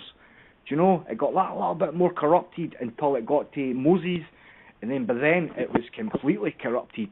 Because when you look at the stories, the Kabbalistic stories to do with Moses, when Moses left Egypt, he went in a kind of crazy shape. And God says he could have taken out Egypt in a straight line, but he says they would go back. They would go back. So he says he made it so they wouldn't know the road how to get back. And then you look at the analogy, the 6 million Jews died in the Holocaust. You know, that's. I was actually reading a Jewish woman the other week there who was going crazy about this, saying there was 60 million people died in World War II, yet we only speak about 6 million Jews, who probably didn't even die, because that's a reference to the Book of Ruth in the sixth allegory, because the Malkuth was given 6 measures of corn, and that was to signify 6,000 years of correction. So she was given 6,000 years to correct her ego before she would be let into heaven. So she's doing it through her children, through us. And this is the time of correction. Any Kabbalist will tell you this, whether they're Jewish, Hermetic, because there's a lot of Jewish Hermetic people out there who are good people who are saying this isn't about religion. This whole idea of religion is nonsense, as it states in Elijah. Whether you be Jew or Gentile, you search out the Aleph, the All, the Ein Sof, then you will find him. And that is it, no matter what religion you are. Because this is just to polarize you. As what I'm seeing the religions is the devil's putting them there to say, don't look for God, go to these people and they will find God for you. And they will not, the religions will not. Look at the Catholic Church, look at the Black Pope, and the White Pope. How many people, they know about the Jesuit order has their own Pope, the Black Pope. That's funny Kabbalism, where they're worshipping, or not worshipping, they're practicing climbing the wrong trees, Kate. They're climbing up, the tree, knowledge of good and evil. They're using that tree for magical purposes on us. And then you've got this Pope saying, redistribution of the wealth. He goes to the Holy Land recently. And I was speaking to my mum about him today, and my mum, she's quite a mellow woman. And she says, the man gives me the creeps. There's something about this man that actually gives me the heebie-jeebies. Because he's kind of spooky, but he's gone about all pious-like. Well, here, let me. There was, in reference to what you were talking about, the elites, apparently having a talk about redistribution of wealth, etc., and that, Rothschild quote being, a business, the business of doing business is actually harmful to humanity, and people are waking up to it. But let me just share this concept, and remember the deceiver, or false light, whatever you want to call it, are everywhere. And as long as they can keep you thinking in the physical construct of gimme, oh look, we're going to give the people some money. It's not the money we're after, boys and girls. It's your freaking soul, and you need to get this. Take the money, the false idol, out of the equation here. Do not be attracted by it. Do not be lured by the carrots. And that's all this is, systemic carrots to see if they can lure the last of the idiots to stay. And this whole house of cards is coming down. I also saw that apparently the Black Pope has resigned. Yeah, no doubt. Mm. We're onto them. We own them now. Yeah, they're done. Paul, I wanted to ask you about something with that Ruth thing, but why this is in my why I'm thinking of this right now is that back in the day they used to have jubilees. They would forgive everybody their debts every so often, probably because people at some point were beginning to wake up, and that's what's going to happen when enough. Because these people see this, whether they got agents, they got the shills hanging out, they're hearing the true spirit. It's popping up in different places, and because it's connected, we don't see this connection, just like we don't see the connection to all these, the VIN, the license, all these other connections. We're not seeing them, but that's the thing is they know this. So what's probably going to happen, Kate? You're right. They're going to forgive people their debts with many things. There'll probably be a big jubilee, and that's going to distract people, I think, in a sense. Oh, everything's great now, and then we're going to forget the real journey and completely freeing us, from this prism. We're not. Yeah. Well, that's just I can just sense it. There's just this. There's going to be this thing where it's pretty much just getting paid off. You're getting paid off to just go away, look the other way. It's kind of a payoff. Here, we'll give you this. It's just a carrot. I mean, that's exactly what I'm saying. Yeah. It's just a carrot. Yeah. If you can keep chasing the carrots, then you're bought and paid for. And really, just get the concept that it really needs no other beating up than that. Now, I just want to share something. This was an email. I haven't had much of a chance to go through any of this stuff, but this one stood out from Marcus. And I haven't read the whole thing. And I really want to stress this again tonight because there is a very fine line here. And I'm going to explain something because I think it can actually sink in now. Oh, here's what Marcus wrote. Sometimes, dear Kate, I get worried or triggered concern for you or us all that there's a big, call it cultural misunderstanding. I see a distinction between healthy pride and ego, which is false pride. Being praised or appreciated by others isn't false. It's part of the Aquarian uniqueness values. Absolutely agreed. Like stepping into the circle in a folk dance. And stepping back to the outer circle, like doing the stroll and we're all dancing together. What's the distinction between being singled out for praise versus being put on a pedestal? Well, intention is everything.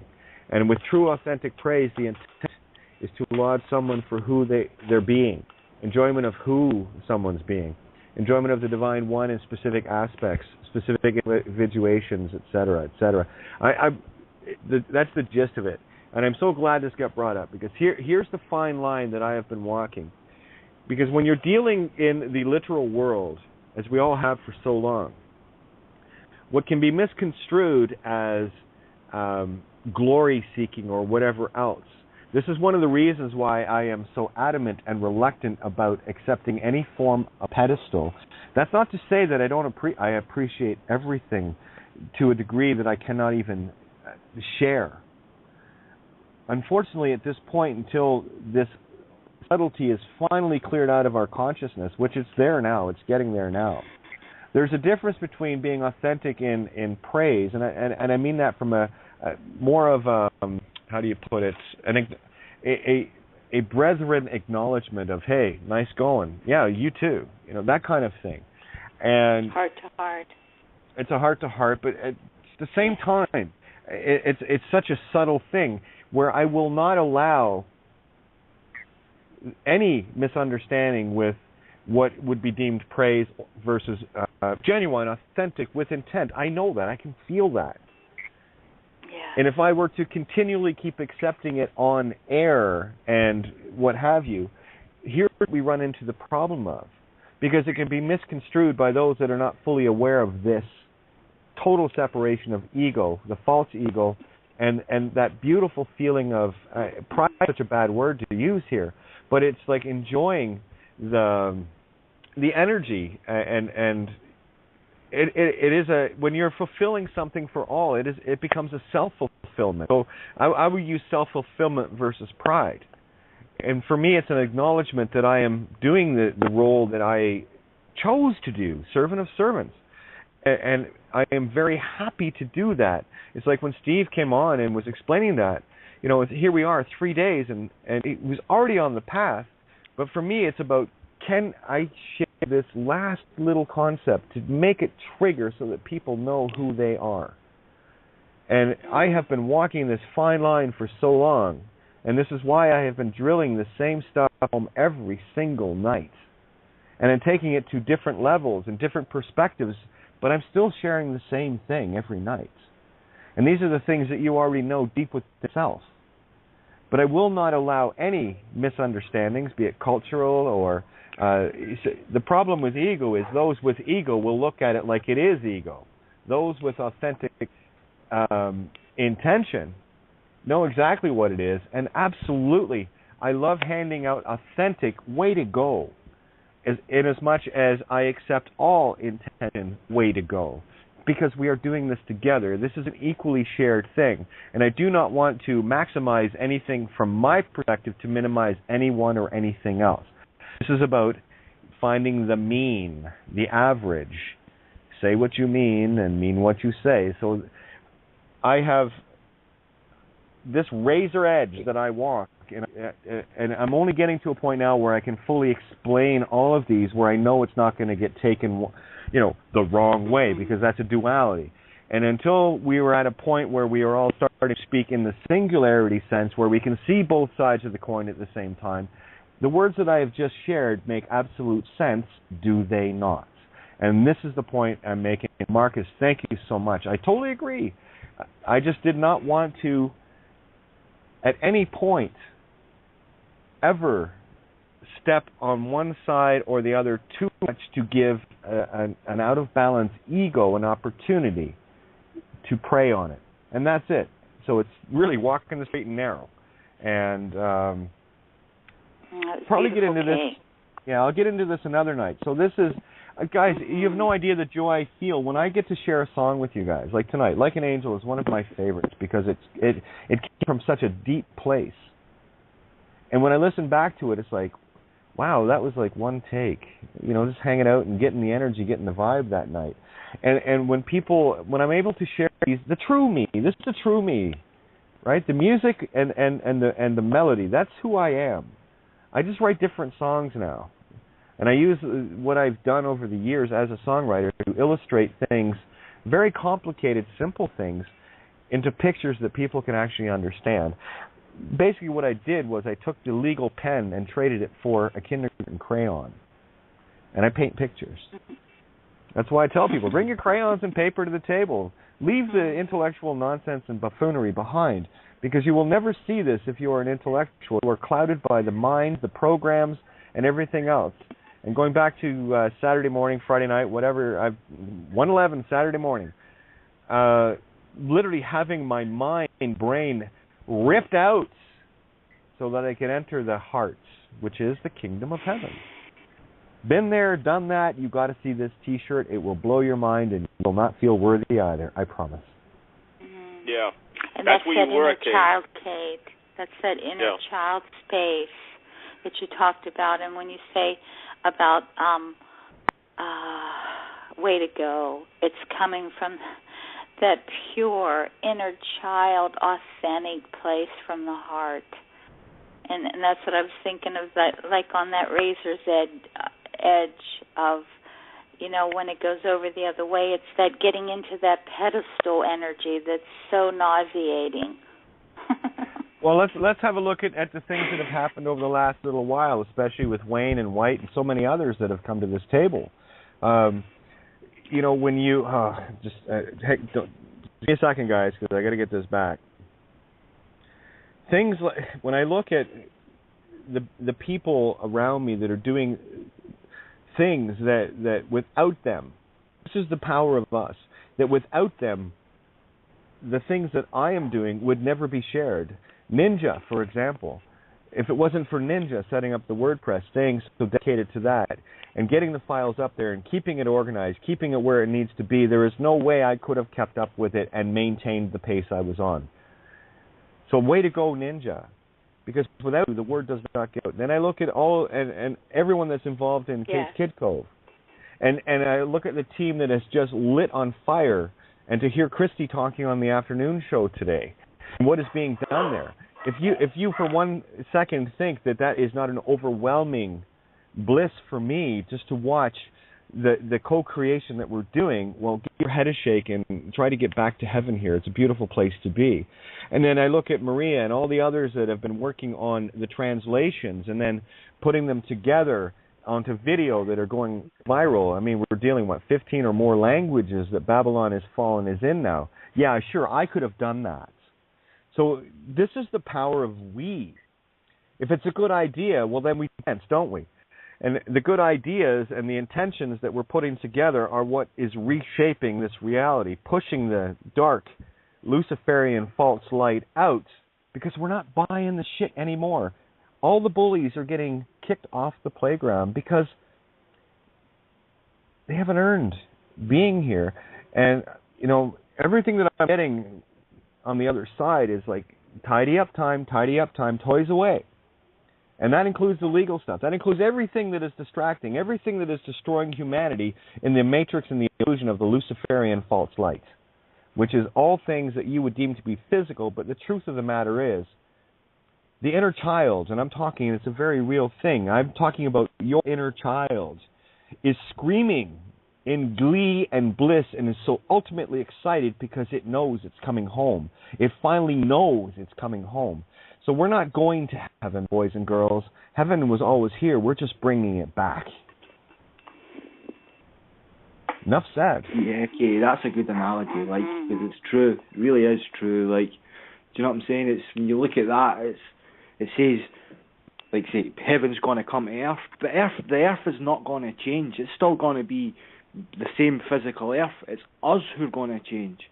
Do you know, we're not going to longer look at our brothers and sisters of other religions or colour and say, oh, you're such and such. We're going to look at them and say, hello, what's happening, brother? What's happening, sister? Do you know what I mean? All this false paradigm of religious psychosis, chosenitis, it's going to finish, because that is not a God. That has nothing to do with God. I'll argue with any religious scholar now on this. It's Kabbalism. Look at when the Catholics do the Rosary, they do 10 Hail Marys. 10 Hail Marys, that's referring to the 10 Sephira. Look at the Jewish Bible, at the very beginning, Bereshit. In the beginning, the 10 utterances, the 10 Sephira, which created everything in this universe. Do you know what I mean? Because God decided that He said it needs to be done. You know what I'm saying? And just left and let the Chokman Binna do this. Do you know what I mean? You've seen them, Kate. That's mother and father. Do you know what I mean? Yep. This is a beautiful thing. Here's the message. Really hidden from us. Here's the message. And where I get to sit is right in the Garden of Eden, in the physical aspect that you're speaking of, Paul, but it is absolute everything coming together, where it is the pure physical and pure magic at the same time. The heart of all creation has but one wish for you, and it's absolute perfection. All you need to do is accept it. You're the one that has to do the work. Now, I just want to mention, we got just over 7 minutes here until rollover. I'll roll over for a little bit while this energy's going. Don't want to get too messed up with other things. We've got to stay this solution course here, guys, so please stay with me on this. For those that want to call in, we've got room for a few more callers, not too many, but you can call in at 661-467-2401, and it's BTR listener 027. Put that into your Skype contact search. Hit search, and when it comes up in your contacts, right-click it, hit call. It will bring you directly to the board. Once you're on the board, all you have to do is hit 1 on your phone or open the dial pad in Skype and hit 1 there. That being said, a great big thanks to Paul Giovanni and the criticalmassradio.co.uk. If you can help out at the station, great. But everything there, like everything here, is absolutely free because the minute you put a price on something, you've trapped it. I also want to mention that there's a number of apps available on Critical Mass Radio as well for iPhone, etc. I don't speak that language because I have an older BlackBerry and it's just a phone to me. I don't need anything but a phone, so I'm good in that regard. So Paul asked me to mention the apps as well, and I believe Paul will be coming on tomorrow night to join us because it is the 2nd anniversary of Critical Mass Radio, which is absolutely beautiful. And what is the date today?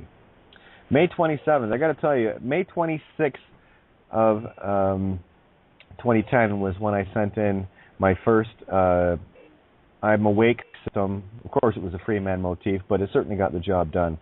So this is now officially the next day after the 4th anniversary of me stepping into the system with my golf heels on and having some fun. So there you go. Now, just to let everyone know, 704, you're back. I noticed you got dropped off, but you're back in. I'm not sure if you've had a chance to talk yet.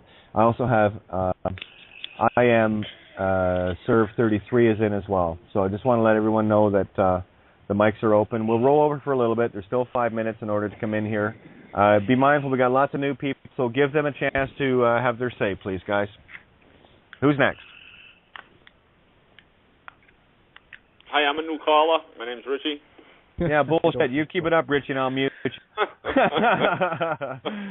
all good. The power of mute. Yeah. You should see my mouth. It's all good. We're in a new moon, Kate. Arr. Are we now? That's awesome. I was kind of wondering about that, and I'm wondering if the moon is in Gemini right now. Yes. Well, it's going into, right? It's going into. Yeah, my energy. My astrologers. Yeah.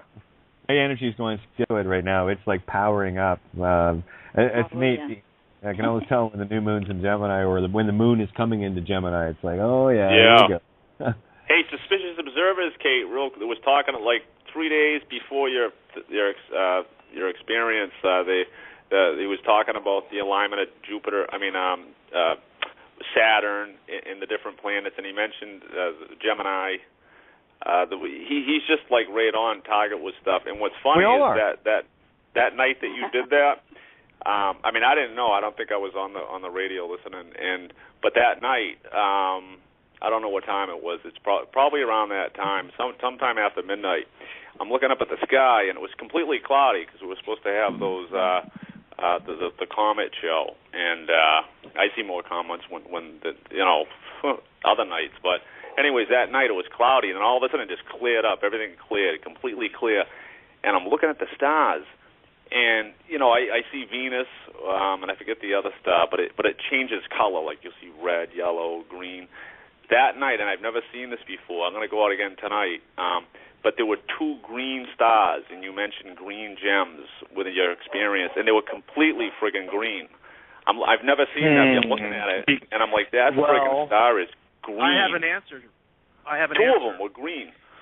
Yeah. In Georgia, in the past since a year to this day, they've been having unusual sightings of green objects in the sky, which has been kept out of the mainstream press. So, and you can see it all up and down the East Coast. So if you're on the East Coast, it's not unlikely that's, you know what I mean? So. Yeah, I can't get any more east than I am. I'd be in the ocean if I go any more east. Yeah. But really, we weren't moving. They were stationary, but they were definitely green gems. And I'm like, look at that shit. And I've seen last year, right over the top of the trees, 2 balls of lights. They were like miniature suns. And they weren't Chinese lanterns either. And there was a group of guys down at the end of the beach that light them off. These things were different. They were moving about 5 miles an hour, and I got a couple of people to come out and look at it. And they just floated right over the tops of the trees. And they were Richie, there's video of that. If you go to Third Phase of the Moon on YouTube, Third Phase of the Moon on YouTube, they have the video about 2 or 3 days ago of what you're talking about. So yes, that's true. Yeah. But that night that Kate went through that experience Friday, because I didn't know she was doing that, But I'm looking up at the sky, and I never seen 2 green stars, and they were perfect green. That sky was crystal clear, and I'm like, wow, that's pretty neat, So. Oh, it's all good. So anyway, I've seen that too here. Richie, with the green really? glow. and I don't know if they're planets or what, but then there's some that have more of a red glow. Yeah, like I said, there was one that turned semi-different colors. But what I realize is it's our consciousness, definitely have any effect, whether it's mind being directly connected to with others, or that's how powerful each person is each being can affect something that somebody thinks is like bigger than they are, just to let everybody know, we got a minute and a half. There is room for one more caller on the board. And that's unusual because usually it's full most of the night. So there's no more room. Okay, board's full. Oh, and there's the hands going up. Okay, I'm going to say it again and see if everybody gets the hint this time. I want some people that haven't been in tonight to talk. Thank you, guys. Thank you. There we go. I just three more mics, so everybody's open. Hi, I just wanted to... Somebody's got their speakers on. Just so everybody know, guys. There we go. Oh, no. Someone's got their computer going while they've got a phone going. So turn your computer down. You're live on the show, and there's a time lag of about, 20 seconds.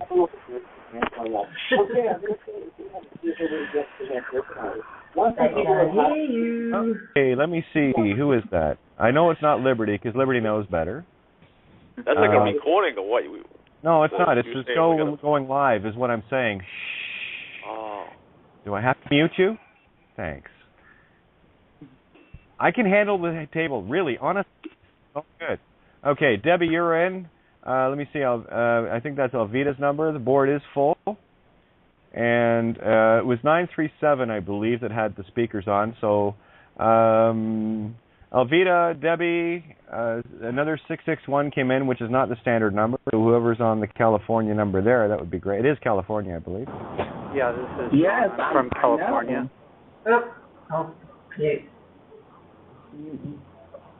Go ahead. Don't wait for me. Hi, I just want to talk about, I saw some green orbs the other week. I posted the photos. They were I didn't see them in the flesh, but I saw them in the photo. And one was in the clouds. The second photo was half in the clouds, half out of the clouds. And the last one was just in full view in front of some buildings. But as the people said it may have been a reflection or a flash or something, which I could understand for the bottom or for the main one, but I don't see how a photo flash could make the clouds green or have one half in, half out. So it was all very pretty amazing, really, and it was green. So it's funny that you're talking about green things. Yeah. Thank you, Wendy. That's awesome. Yeah, nice to actually hear. Interesting. Yeah, I was just looking there to do with Netzach, one of the names on the tree knowledge of good and evil, or tree of life, whatever you want to call it. And it says about green. Green here, it says the greater Netzach would be greater unselfishness, understanding, and energy power in relationships, sexuality and elements of nature, creativity and the arts, love and idealism, realm of the fairy kingdoms. The colour is green. The planet would be Venus. The archangel, what would go with that would be Haniel, and the name would be Jehovah Tazaboath. Because as I say, the names are not referring to God, they're referring to the 10 Sephira, like how could I put it? Let me see, like Jehovah would be representing Chokmah. It would also be representing the first triad, which would be Chokmah, Binah, and Kepha.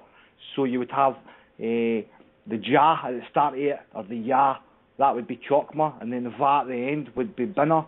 And right in the centre, you've got the All, the Ein Sof, the circle, 0 point, the All. So that's kind of interesting. You're talking about the colour, because the colour green is associated with the Sephira known as Netzach, and Sephira is a sphere. Yeah, it is interesting, isn't it? I didn't see them. I was showing someone the photos, and I'm going, oh my goodness, what is that? And yeah, it was quite a very vivid green. I'll actually post them again.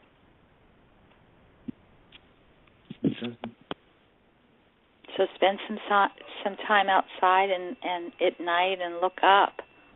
Yeah. I would actually say spend some time at night and look in. Both.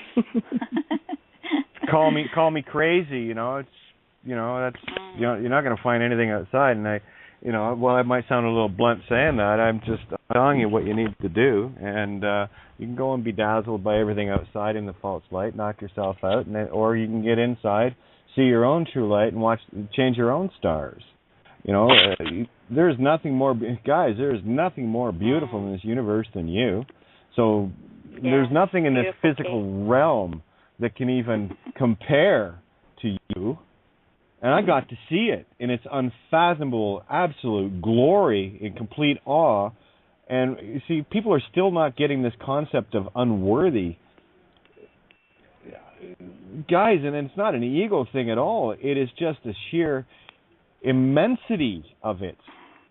And I'm really having a hard time trying to get these concepts across, because I know what's going to happen with Ego Program coming in, trying to define that word, where I'm trying to share it from a completely undefinable position.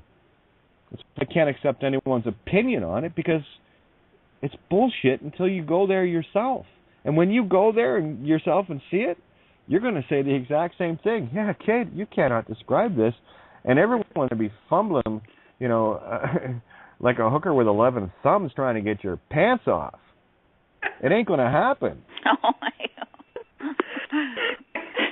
It just ain't going to happen. Yes. So, again, I know there's no words for it, Kate. I know there's no words, but... Ask me to define the undefinable. Exactly. Oh, there's a tricky one.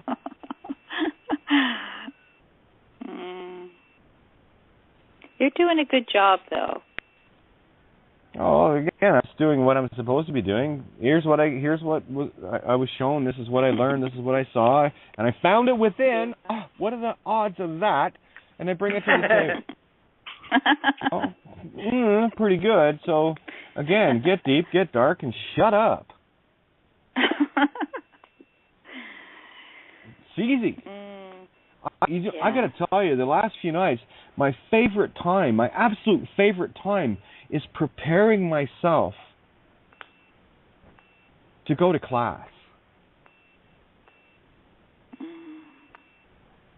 And I have to tell you, the real reality, is so absolutely beautiful. And here's the neat thing. I can't go until I bring it here. So go ahead, get in my way and see what happens. Because this infinite glory that you have awaiting you merely needs your acceptance. So you can accept and consent to be a dead legal thing, living in the Luciferian dead false light reality, sucking up to the whore of Babylon with all your little gimme things instead of just experiencing this reality as it was meant to be. Or you can simply accept that maybe all of creation might know something a little more than your sorry egotistical ass and opinions.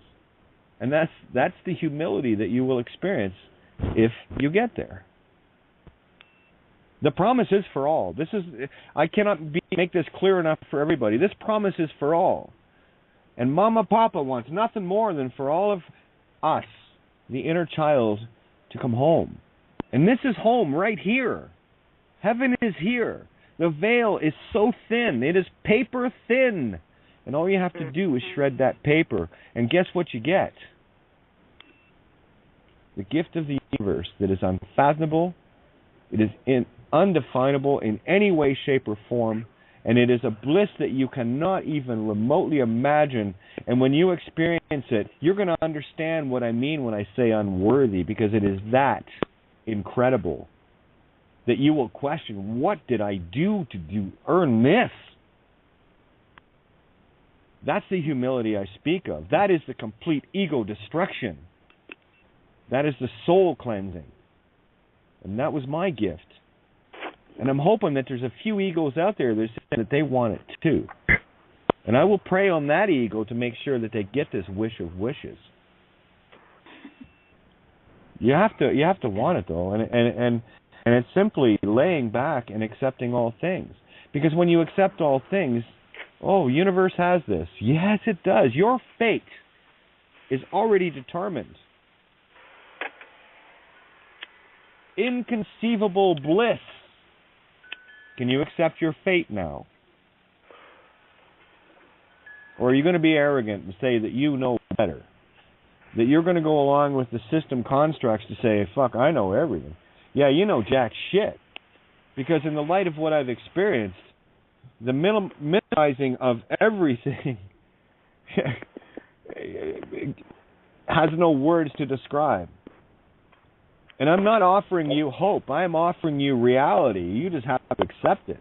There's no hope in this. Hope is for the ill-prepared, as my ex coined that phrase.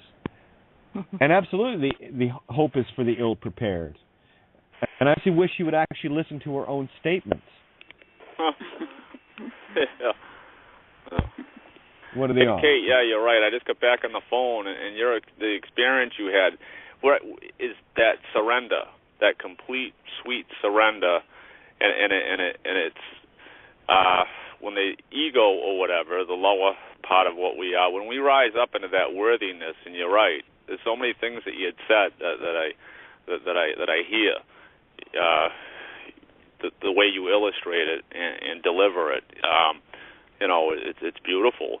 And I know exactly when you talk about the appraising, and when I hear that Christ consciousness, I within my own self acknowledge it. That energy will reach that being because that part of us is one, anyways. So, and that lifts you up out of that doubtful state of mind. And yeah, it's and like you just said too,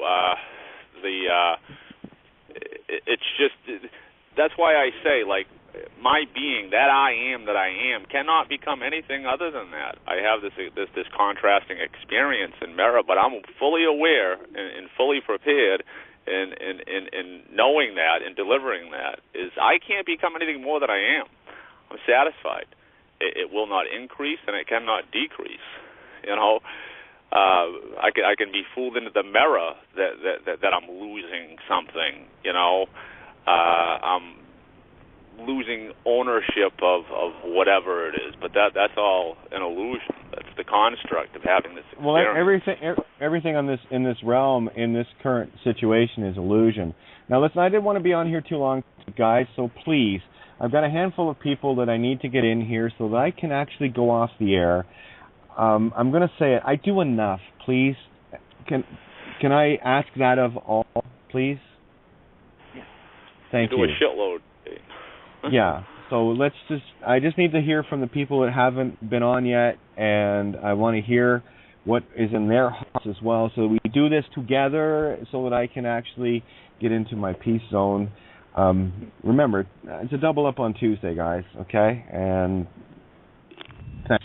Just be mindful of all, and that's what I'm trying to do. And when all are not here, it really just, it's barbed wire on my soul. We got Debbie. I know Alvia's back in. Liberty, you haven't chimed in yet. Debbie hasn't. Yeah, there you are. I send love just listening. I love everybody here. Hey. Oh, mirror. The mics are open, so that's what I'm saying is I want to make sure that when every mic is open, that everyone gets their say at your table.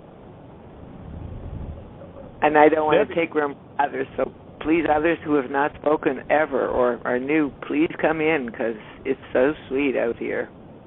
You need to be here. Yep. Hi. So who hasn't Sean. talked yet? Oh. I'd love to hear. I live in California. Hey, how are you? That's the Cal number. Who we got? Yeah. I called because I like what you said about the inner child. I definitely connect with that a lot. And I've listened to your show a few times, so I just I'm going through hard times, and I'm learning a lot about having to love myself through changes, and I think that's important that we all, love each other through hard times and love ourselves the most when we're down and we don't realize what's changing in our life. Can I let you in on a little secret? Yeah, sure. And I'm honing this in right on you. Who we got? So I have a map reference to your me. I live in Little Rock, California. I'm referring to what you're normally called. What frequency will you answer to? Sean. Sean, there you go. Okay, Sean, this one's right to your heart. And I don't ever want you to forget this. And this is for everybody, but I'm going to hone in, and there's an energy that needs to be definitely centered, and I want everyone to focus on this. Sean, you are the most perfect being in the universe. And I'm going to let you in a little secret, because that's exactly what Mama and Papa said. And I got to experience that in my unworthiness. So I need you to really know this. And I want you to spend a bit of time with you. And I want you to look in that mirror, and the being looking back is the most perfect essence in the universe.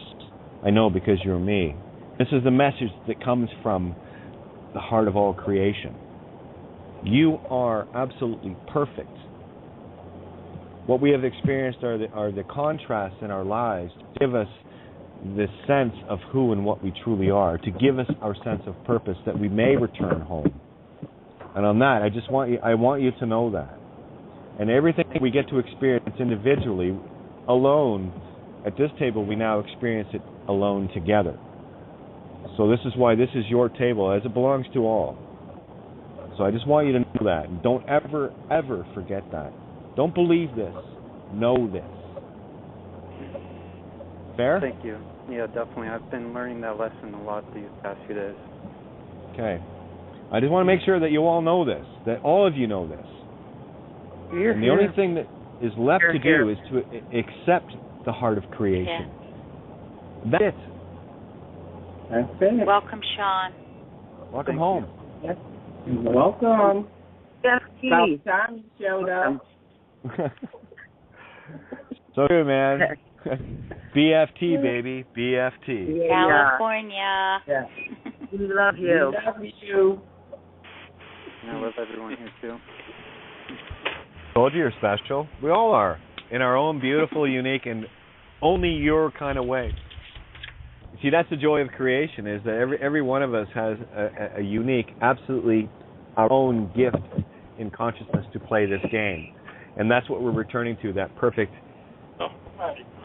note that is only yours, that when we put together with all the other perfect notes, we have a symphony of symphonies. That is the one song, the universe. And that is the one verse, the one truth of all creation. And that's what you are. Told you you're. Isn't that amazing? Mm-hmm. Perfectly. Yeah, it's amazing. You find your Tao, find it as it says, the Tao, the Christ consciousness, center point. Your center point, Sean. Find your center point, brother, mate. Get back with you. Yeah. Yeah, I'm definitely speechless. Good. That's the net effect. I need you to feel this unconditionality. This is what I will never be able to convey. Not right now, but it's my wish that all of you feel that. And I am unconditional with all of you in all regards. You know, I can be the sweetest of angels and the most nasty of fluffies. Why? Because whatever it takes to get you to see how perfect you are is exactly what I'm going to do. Hate me or love me, I'm going to show you how perfect you are. Promise. Told you were right. Can you feel it, Sean? Hey, Kate, a little footnote here to my friends. This is Richard. My computer's down. It's in the shop. As soon as I get it back, I'll be back online, and I'll be communicating with all of you. Back in the party zone. Okay, my friend. Awesome to hear. Hey, Waking up 87 is on the board. And I'm not sure if Debbie's talked yet. Whoever hasn't talked, it's already 20 after 9, guys. I wanted to be out of here 20 minutes ago. So I want to hear from everybody, and this is why, because I wanted to hear from everyone. And thank you, Sean, because when you share at this table, your table, everyone gets to experience it, and I get to show from my unique perspective the contrast of how incredibly astonishing you are. And I'm not blowing sunshine here. I'm telling you the truth. You are the sunshine. Get over it. What's up, Kate? Hey, how are ya? What's up, Kate? Right here. Yeah, Go this ahead. is Hey, Sean. I just wanted to chime in, Sean, because I know where you're coming from, buddy. But let me tell you something. You're not alone in your walk. Just remember that. There's millions of us now. You guys hear me? Honestly, Can you guys hear me clear? Oh, loud and clear. You'll never feel alone again, because we are all one together here. I understand the loneliness. I don't have that. I understand it, understand. But I don't have that anymore because I know all of us here together, shoulder to shoulder at this table, we feel each other. Just know we are with you. And thank you for showing up. Absolutely. Yeah. It's powerful because what I experience too is when you're on that higher frequency, my ego, right, or when it's on that lower frequency, when it comes into this table, when I start hearing, it can be awkward at times because you're hearing that ultimate power, and when you hear that, for somebody who's used to just dealing with that lower frequency comes in, it can be awkward. Absolutely, it's because it's so powerful. And I think what people might tend to do, which I had done for a little bit, not long, got into it real quick, is that I think what happens is the ego it senses that unworthiness to come into the table or to come in to speak, to talk and communicate, as if they're going to be rejected. You see, but like, and we can hear it. We can hear the intent of the pure unconditional part of that person's mind. So nobody's going to be shunned. Even the egos aren't going to be shunned. They might be muted here and there. But so. Well, Yeah, hey guys, I've already had a call from Steve, so let's get on it. I want to hear from whoever hasn't said anything, and whoever has and wants to keep talking will get muted. Last warning. You're referring to me, Kate. Yeah, I'm referring to you. Yes, and a couple others. Yeah. Let's call me. Shut the fuck up. I love you. All right. I want to hear from everybody. You inconsiderate bastards that won't let me get on with my day. You selfish, egotistical fuck. I need to get going here and let people that haven't talked talk yet. Jesus, Lord, Tutman. Is that clear enough? Did I make that clear this time? Was that really clear? Richie, one more. Love you. I love you. Richie, one more. Come on, one more so I can mute you. Thanks. Just okay. How about, let's all say okay together. Let's try that. Okay. Perfect. That means I accept all things and that we're all cool and it's all groovy. Okay. So whoever hasn't talked yet, please, so I can actually call Steve back. I fucking love that guys. I really don't like coming on the air. Hi, Kate. I just like to roll over, but not talk. It's Nina. Hi. Hey, Nina. Nina. Hi, Nina. Hi, Alvita. I just like to just listen in, and when I'm just about to get rolled out, I just like to just get rolled in. So that's why I stay on. I'd rather listen to all of you guys than just to talk or show up at the table. I just am one of those really shy spirits, I guess. But anyway, I just wanted to let you know, everybody on the table, that I don't think I would be alive today if I didn't have you guys. So I wanted to thank you. Mirror, mirror. Mirror, mirror. Thank you. You are. I feel the same. You are all my purpose. Thank you for giving me such a beautiful purpose. What a gift. Yes. Oh yeah. Yeah. That felt good. A true soul was done. Hey, there you are. Come on in. Good evening. How are you? Good evening. Good evening. Actually, I want to say, hi, honey, I'm home. I love it. There. Okay. Big round of applause. Somebody gets it. Yay! Oh, Yay! The angles of light, I'll tell you, are just beautiful. Just beautiful. We do have fun. We'll say that. I got a pretty cool chair. Oh, they're all awesome. They're perfect. Well, yeah, I know. This is kind of cool. This is for the children. Thank you. My wife became a yoga instructor here last year. Really fell in love with it. Has become very spiritual. I like to think she's maybe starting to catch up to me, but whatever. Anyway, they have a daycare here in town, and I've been there with what I do with my work. I've been there, and I've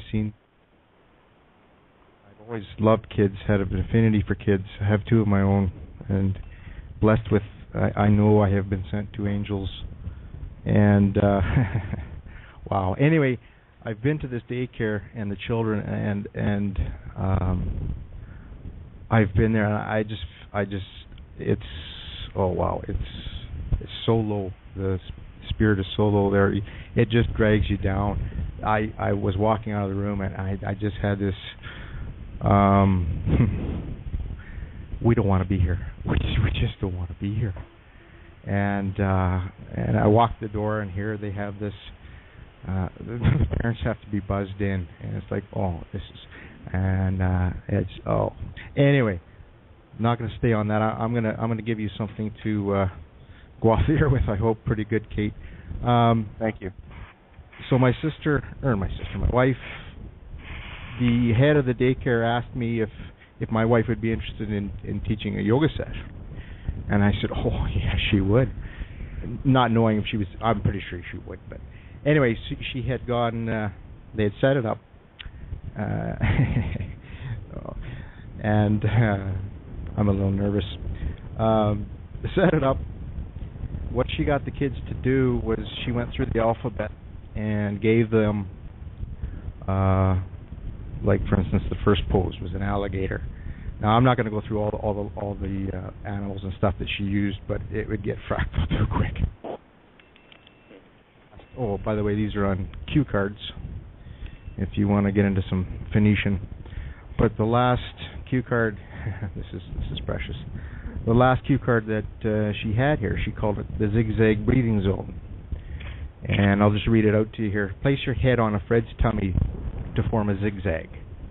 Gently breathe into your tummy so your friend's head comes up. Breathe out gently so your friend's head goes down. Feel how we are all connected.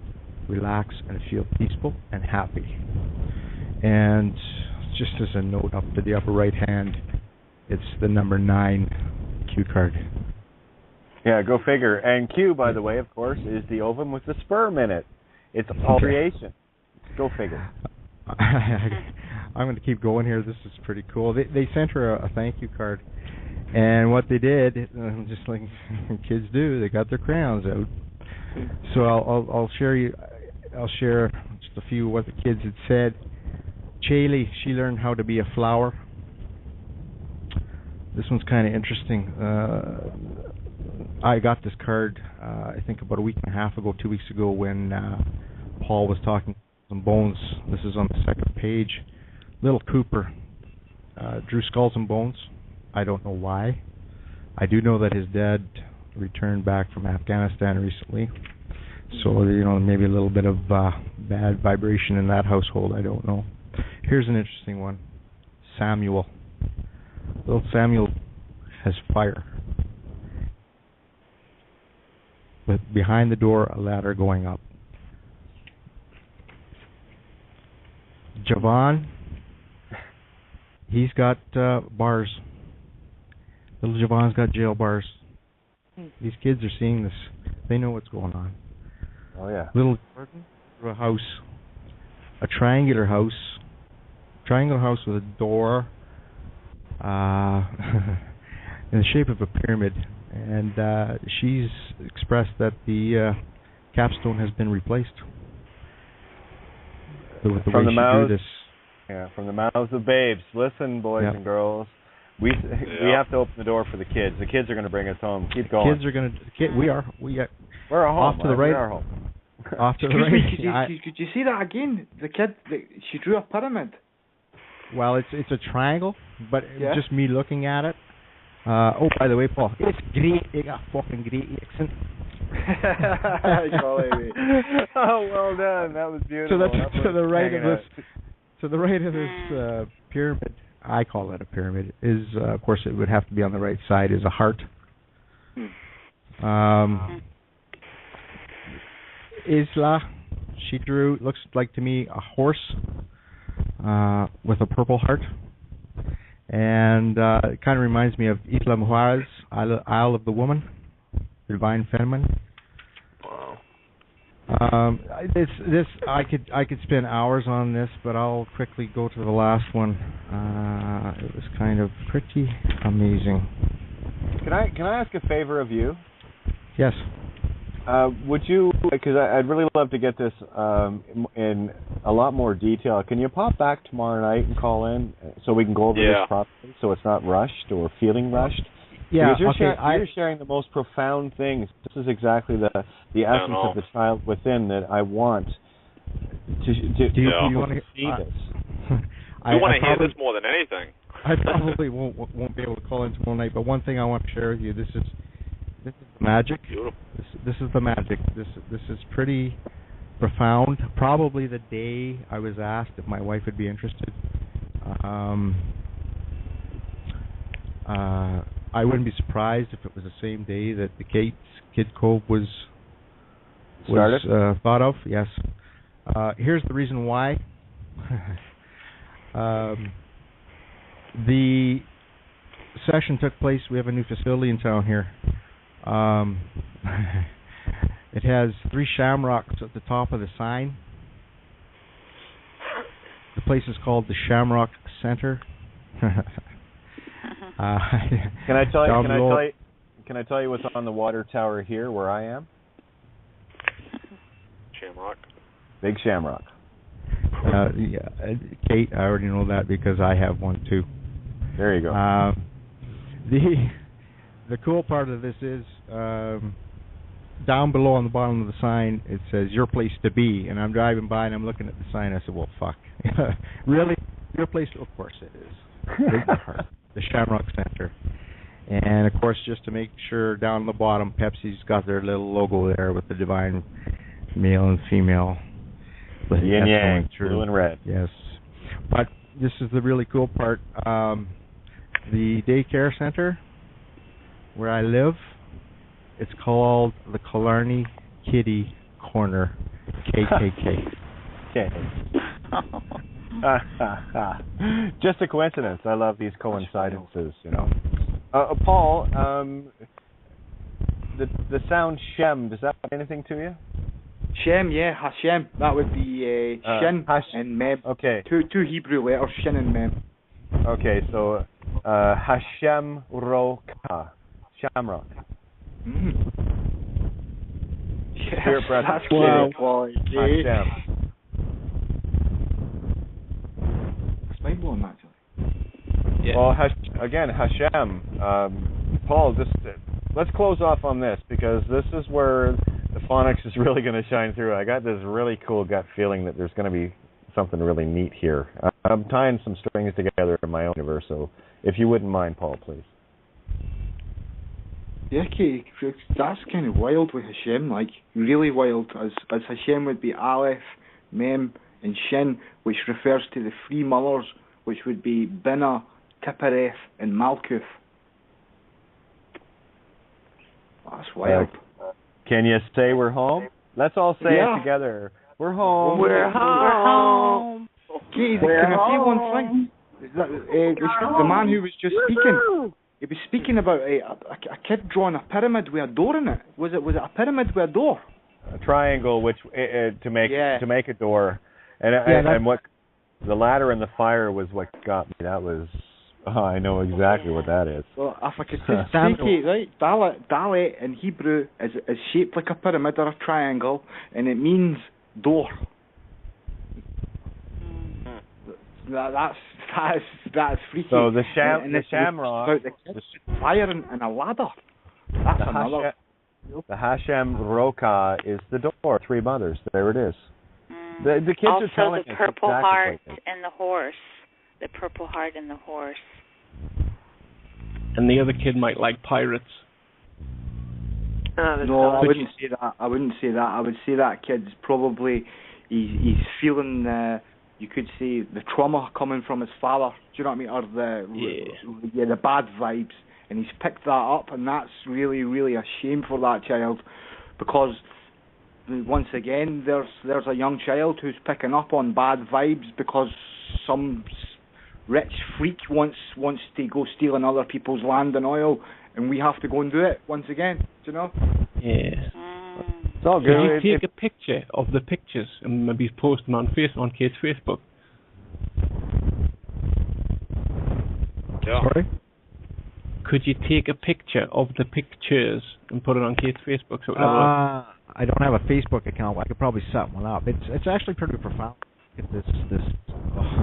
Okay, or you can send it to me in an email. That would be awesome. I'd love to share that on Facebook. Get an account. My Facebook is full.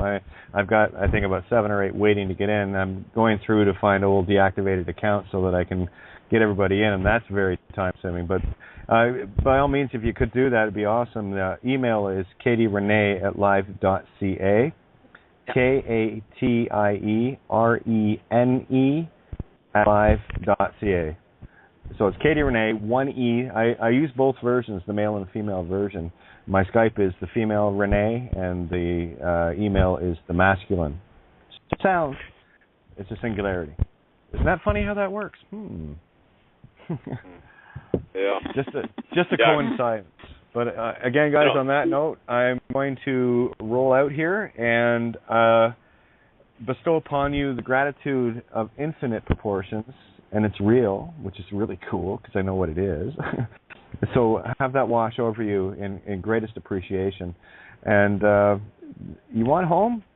Accept the perfection that is awaiting you, and all you have to do is go, okay, I'm good, I'll take it. Because that's all Mama, Papa wants to do for you. Because you're the child, after all. Let's complete the door. Let's make the triangle complete. And you're the last piece of that fire triangle. So let's do that, shall we? I think that's a much better way. So on that note, I'm going to say a great big thank you to all of you for getting home to this table. This table is here. That's why you were here. And you knew this all along, as did I, and this is why we gather. And whatever you do in terms of offering things to others, Babylon has fallen, whatever, remember this: if it is in your heart and you know what is on that, you are giving out pure intent contract, and there is no rebuttal to it. Ignorance of the law is not a defense of it, so it is my wish that you offer benevolence. If they're going to be ignorant, they might as well accept benevolence unknowingly versus malevolence unknowingly. Don't you think? Yes. Keith, can you just tell people who might be thinking about calling in and speaking to you or coming to the table, who are like hesitant, tell them to do it. Because look at the new information we got tonight. Amazing. Oh yeah, absolutely. Totally amazing. And this is why this table's here, and I urge everyone. This is why I make. For me, I'm just a dot connector here, the messenger, and that's why I give a phone number and the Skype and the emails and all. Get a hold of me. If I get to be the conduit to connect you to the rest of us, then so be it. That's what I'm here to do.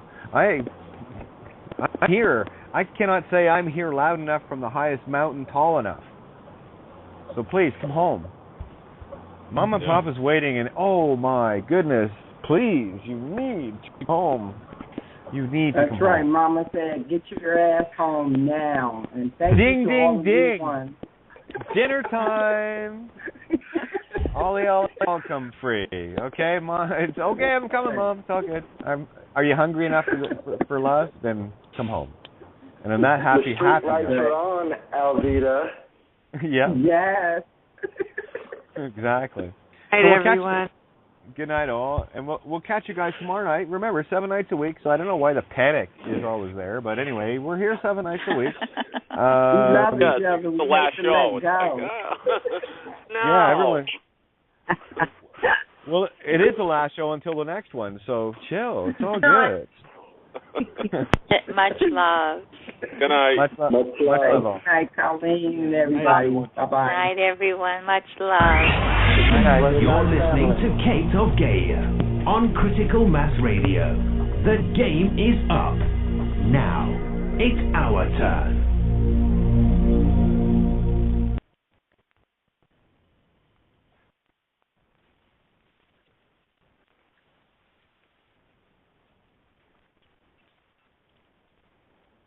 I mean, if a 7-year-old white tiger can get it and cause the absolute destruction of a hierarchy within one school, which shall travel to others, I think perhaps all you big smart grown-ups can get it. And stop with the bickering and thinking you need to do this and that and the other. And haven't you got enough distractions? I literally spent years going through all of this stuff to figure out at the end of it, oh, good, we don't need it because it's all useless, it's a waste of time, and it's the matrix, it's the trap. But you see, here's the joy of standing on this side of it, because with all of the research and studying I did, I actually have the credibility of knowing what the hell it is I'm talking about. You want to play legal with me, I can play that game and have fun. But that's all it is to me, it's just a game. And you have all these people fundamentally and ultimately believing that, oh, it's real, it's real, it's real. Duh, you're making it real because you think it is. If you think something is real, well, then it must be. So whose fault is it? Oh, there's that mirror again. Get used to it. Your mirror's your best friend, your worst nightmare, okay? It's the demons within us all that we have to get rid of. It is the screaming, bickering child that needs fighting and conflicting because they want this toy or that cereal.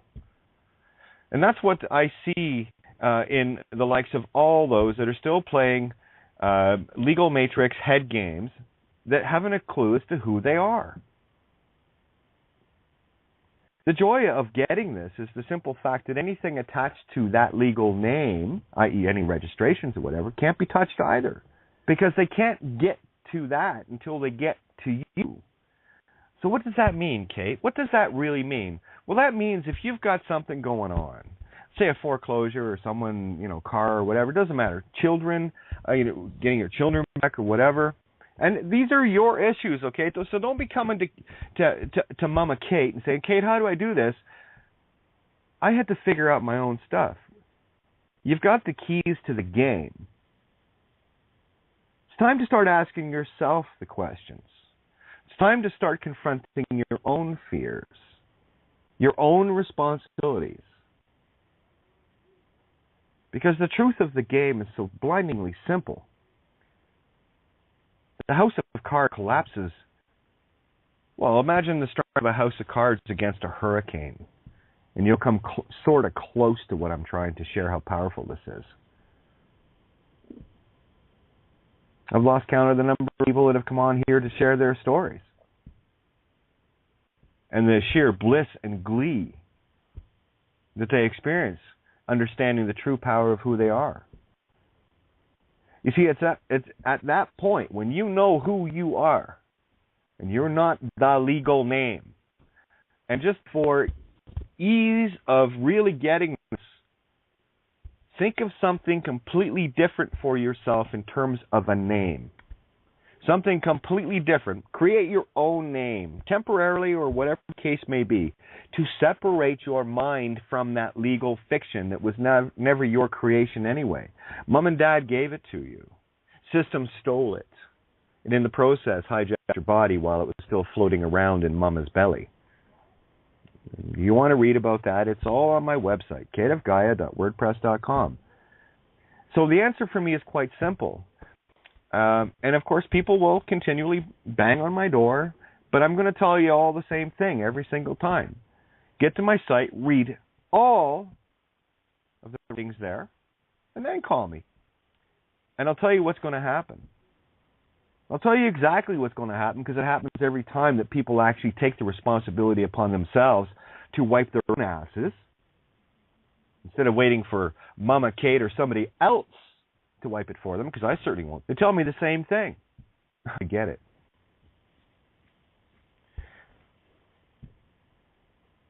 It's so easy. But you won't believe it because it's so easy. Oh, but a 7-year-old can figure it out. No names here, mate. No names here. So to break the habit, the Nameaholic, I want to read that essay, Nameaholics Anonymous. Because that's what everyone on this planet is. They're a whore of Babylon Nameaholic. But I'll tell you, what's really nice about this construct is that once people really start getting this en masse, the whole matrix is ripped off.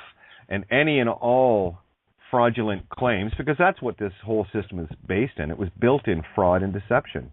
And it has been revealed. It is null and void. You simply have to accept that. If the purpose of the heart of all creation was to give you perfection, let me ask you this. Would you accept it? The logical answer is of course. But the matrix answer is, no, I'm going to control everything and I'm going to stay in the single matrix because I don't think that creation... yeah, okay, knock yourself out. See, that's the difference between believing something and knowing something. Excuse me. I've had the good fortune to know a few things. And what I do know is I've been very diligent about it, and as have many of you been very diligent. Standing your ground, working your way through.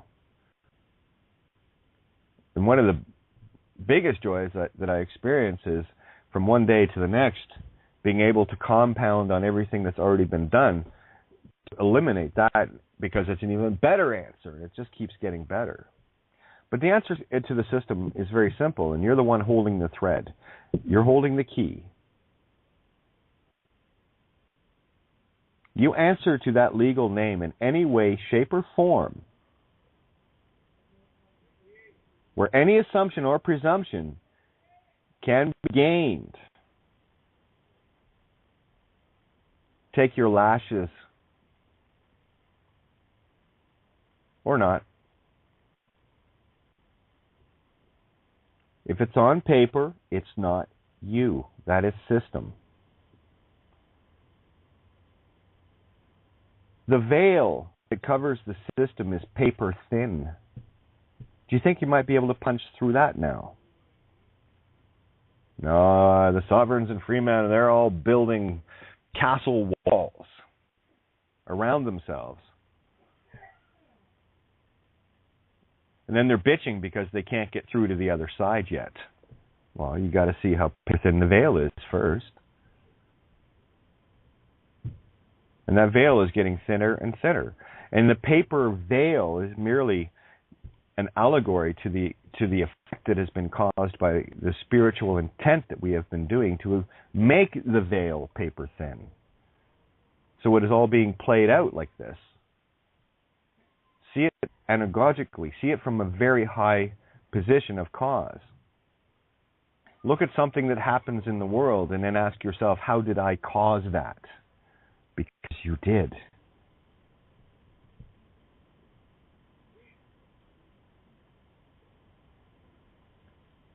Dwell on that. So for anyone that is still caught in the matrix, my wish for you is to just sit back and hear what it is that we are going to share at this table, what I'm sharing right now, what I have been sharing all along, and what we all have been sharing all along. Your ego says, I know better. My spirit says, no, you don't. You believe better. I don't believe anything. I used to believe just like you.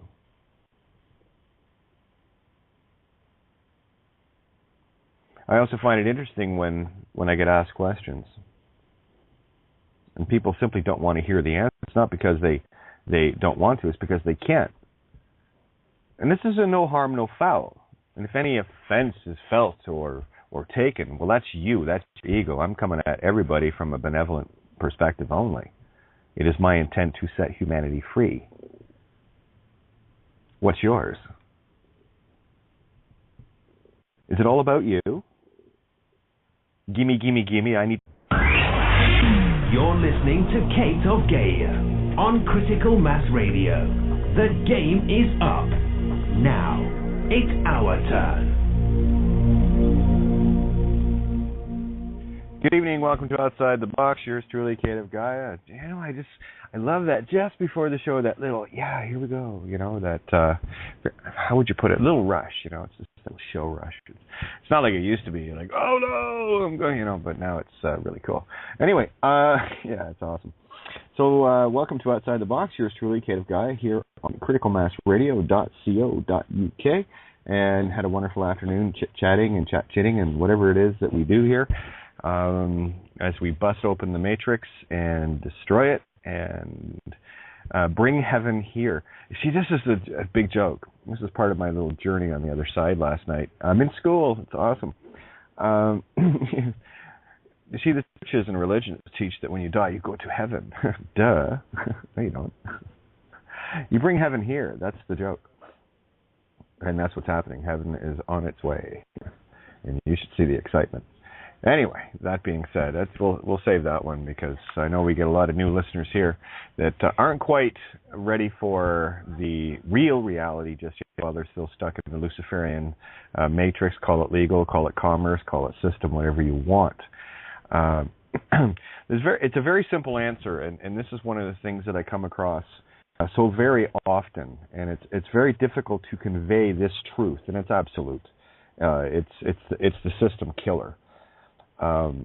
It is so very difficult to get that across to anyone that is still thinking in a legal construct, in the legal matrix.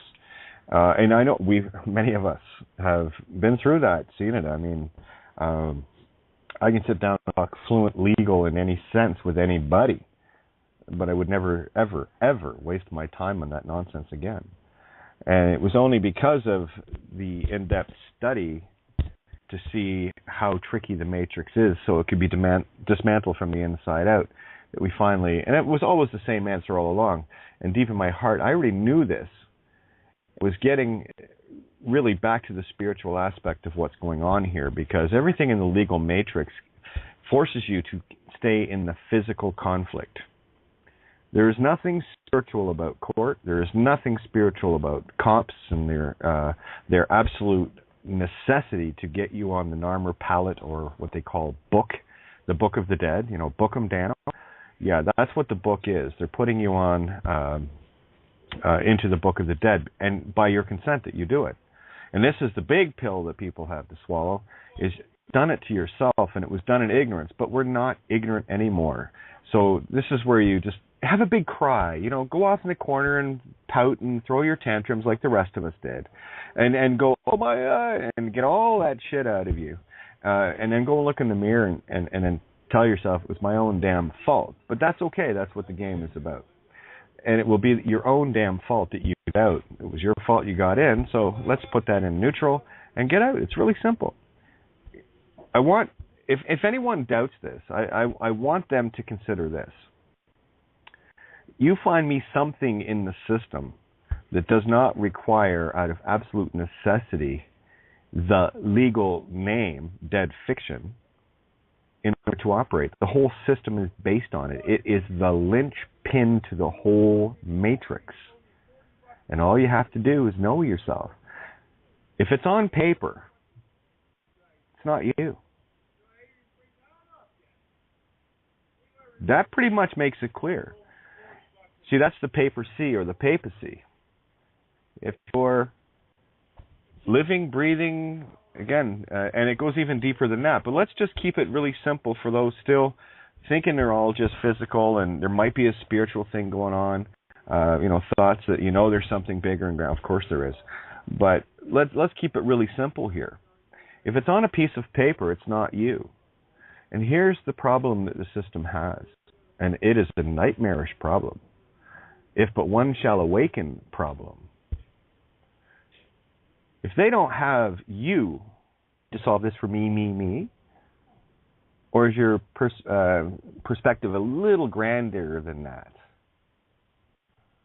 Like, all about humanity. So that's one of the joys of working the way I have. Because my intent was always to write something that worked for everybody, not just me. Because I figured this much out early, that if I'm doing something as a servant to all, oh, wait a minute, that includes me too. Isn't that neat?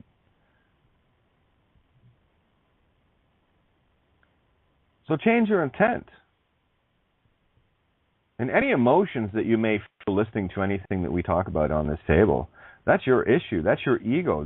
And I hate using that word too. You know, there's so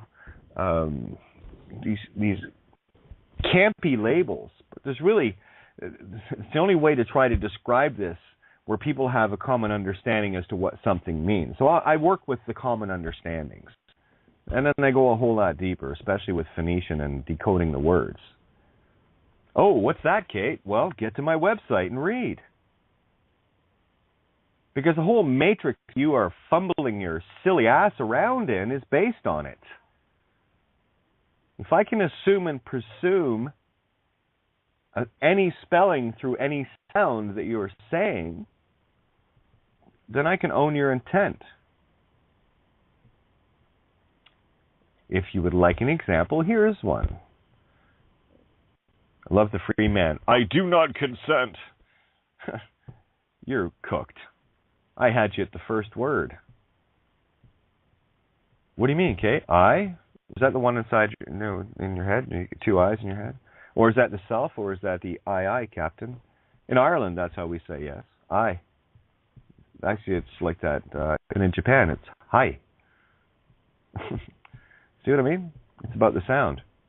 So, yes, I. Yes, I can assume and presume that, because you didn't spell it out for me, so I'll spell it for you. Do, D-U-E. Yeah, you-O, baby. Yes, do. Yes, I-O. Not, well, I'll tie you up in one I just did in the first two words. K-N-O-T. Con, with, say, himself, herself, itself, and infinity mind. Was that an uppercase or lowercase t? Oh, it'll be a lowercase. Lower case, lower spirit of creation. So that's your crucifixion. With with my all, infinite all crucified. But it doesn't matter. I don't have to go any further than the first word. Do you have a driver's license? I. Yes, you do. Are you so-and-so? I do not. I already gotcha. Gotcha. Let's play court gotcha. You want to play court gotcha with me? You won't even get through the door. Because one, I'm gonna anyone that walks into a court that is playing this silly man sovereign bullshit, as far as I'm concerned, is fucking insane. They don't know who they are. So hey, I'm the judge. I'm gonna say you're crazy. 30 days. Because if you know who you are, what are you doing here? But I'm here to argue jurisdiction. Really? Got a legal name? Yeah. Well, you don't have one. That's Crown jurisdiction. And you're consenting to be right in the middle of it. And I've watched so many experts, quote unquote, argue this and argue that. And I'm looking at them going, you bunch of intellectual buffoons. Look at that. They got you spinning. Whee!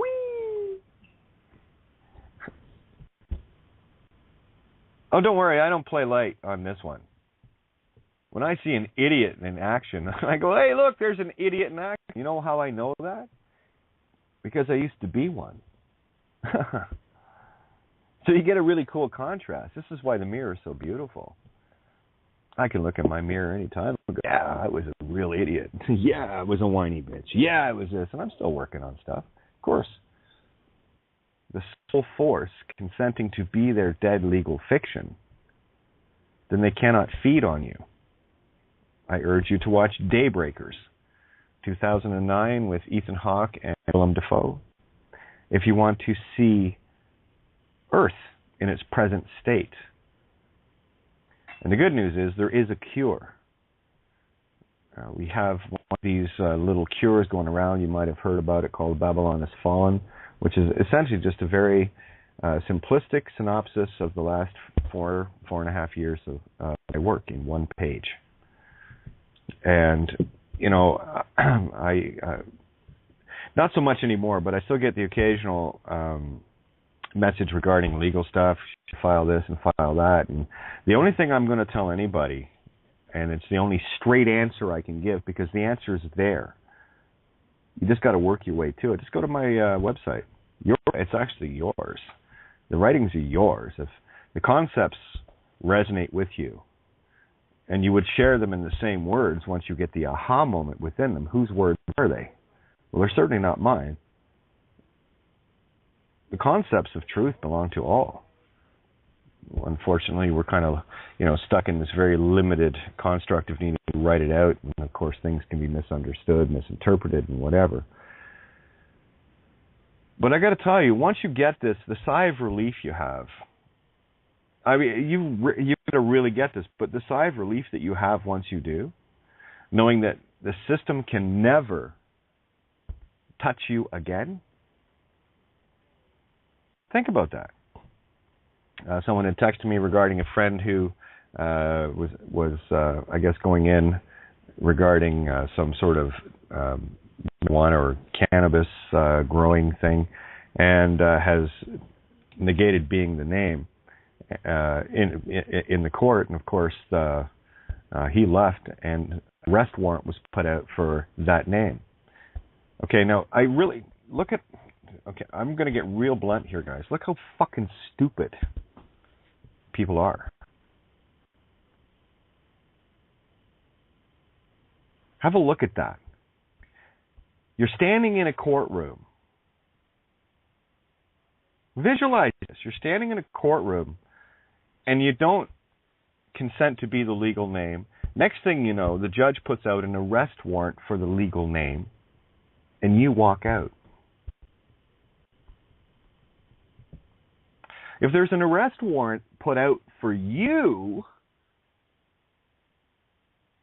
gosh, don't you think they just grab you right there?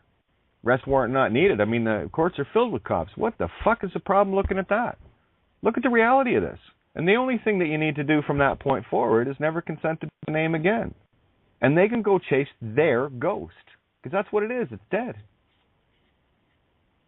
Let them chase their ghost. Guys, we're sitting at a 100% success rate here with this.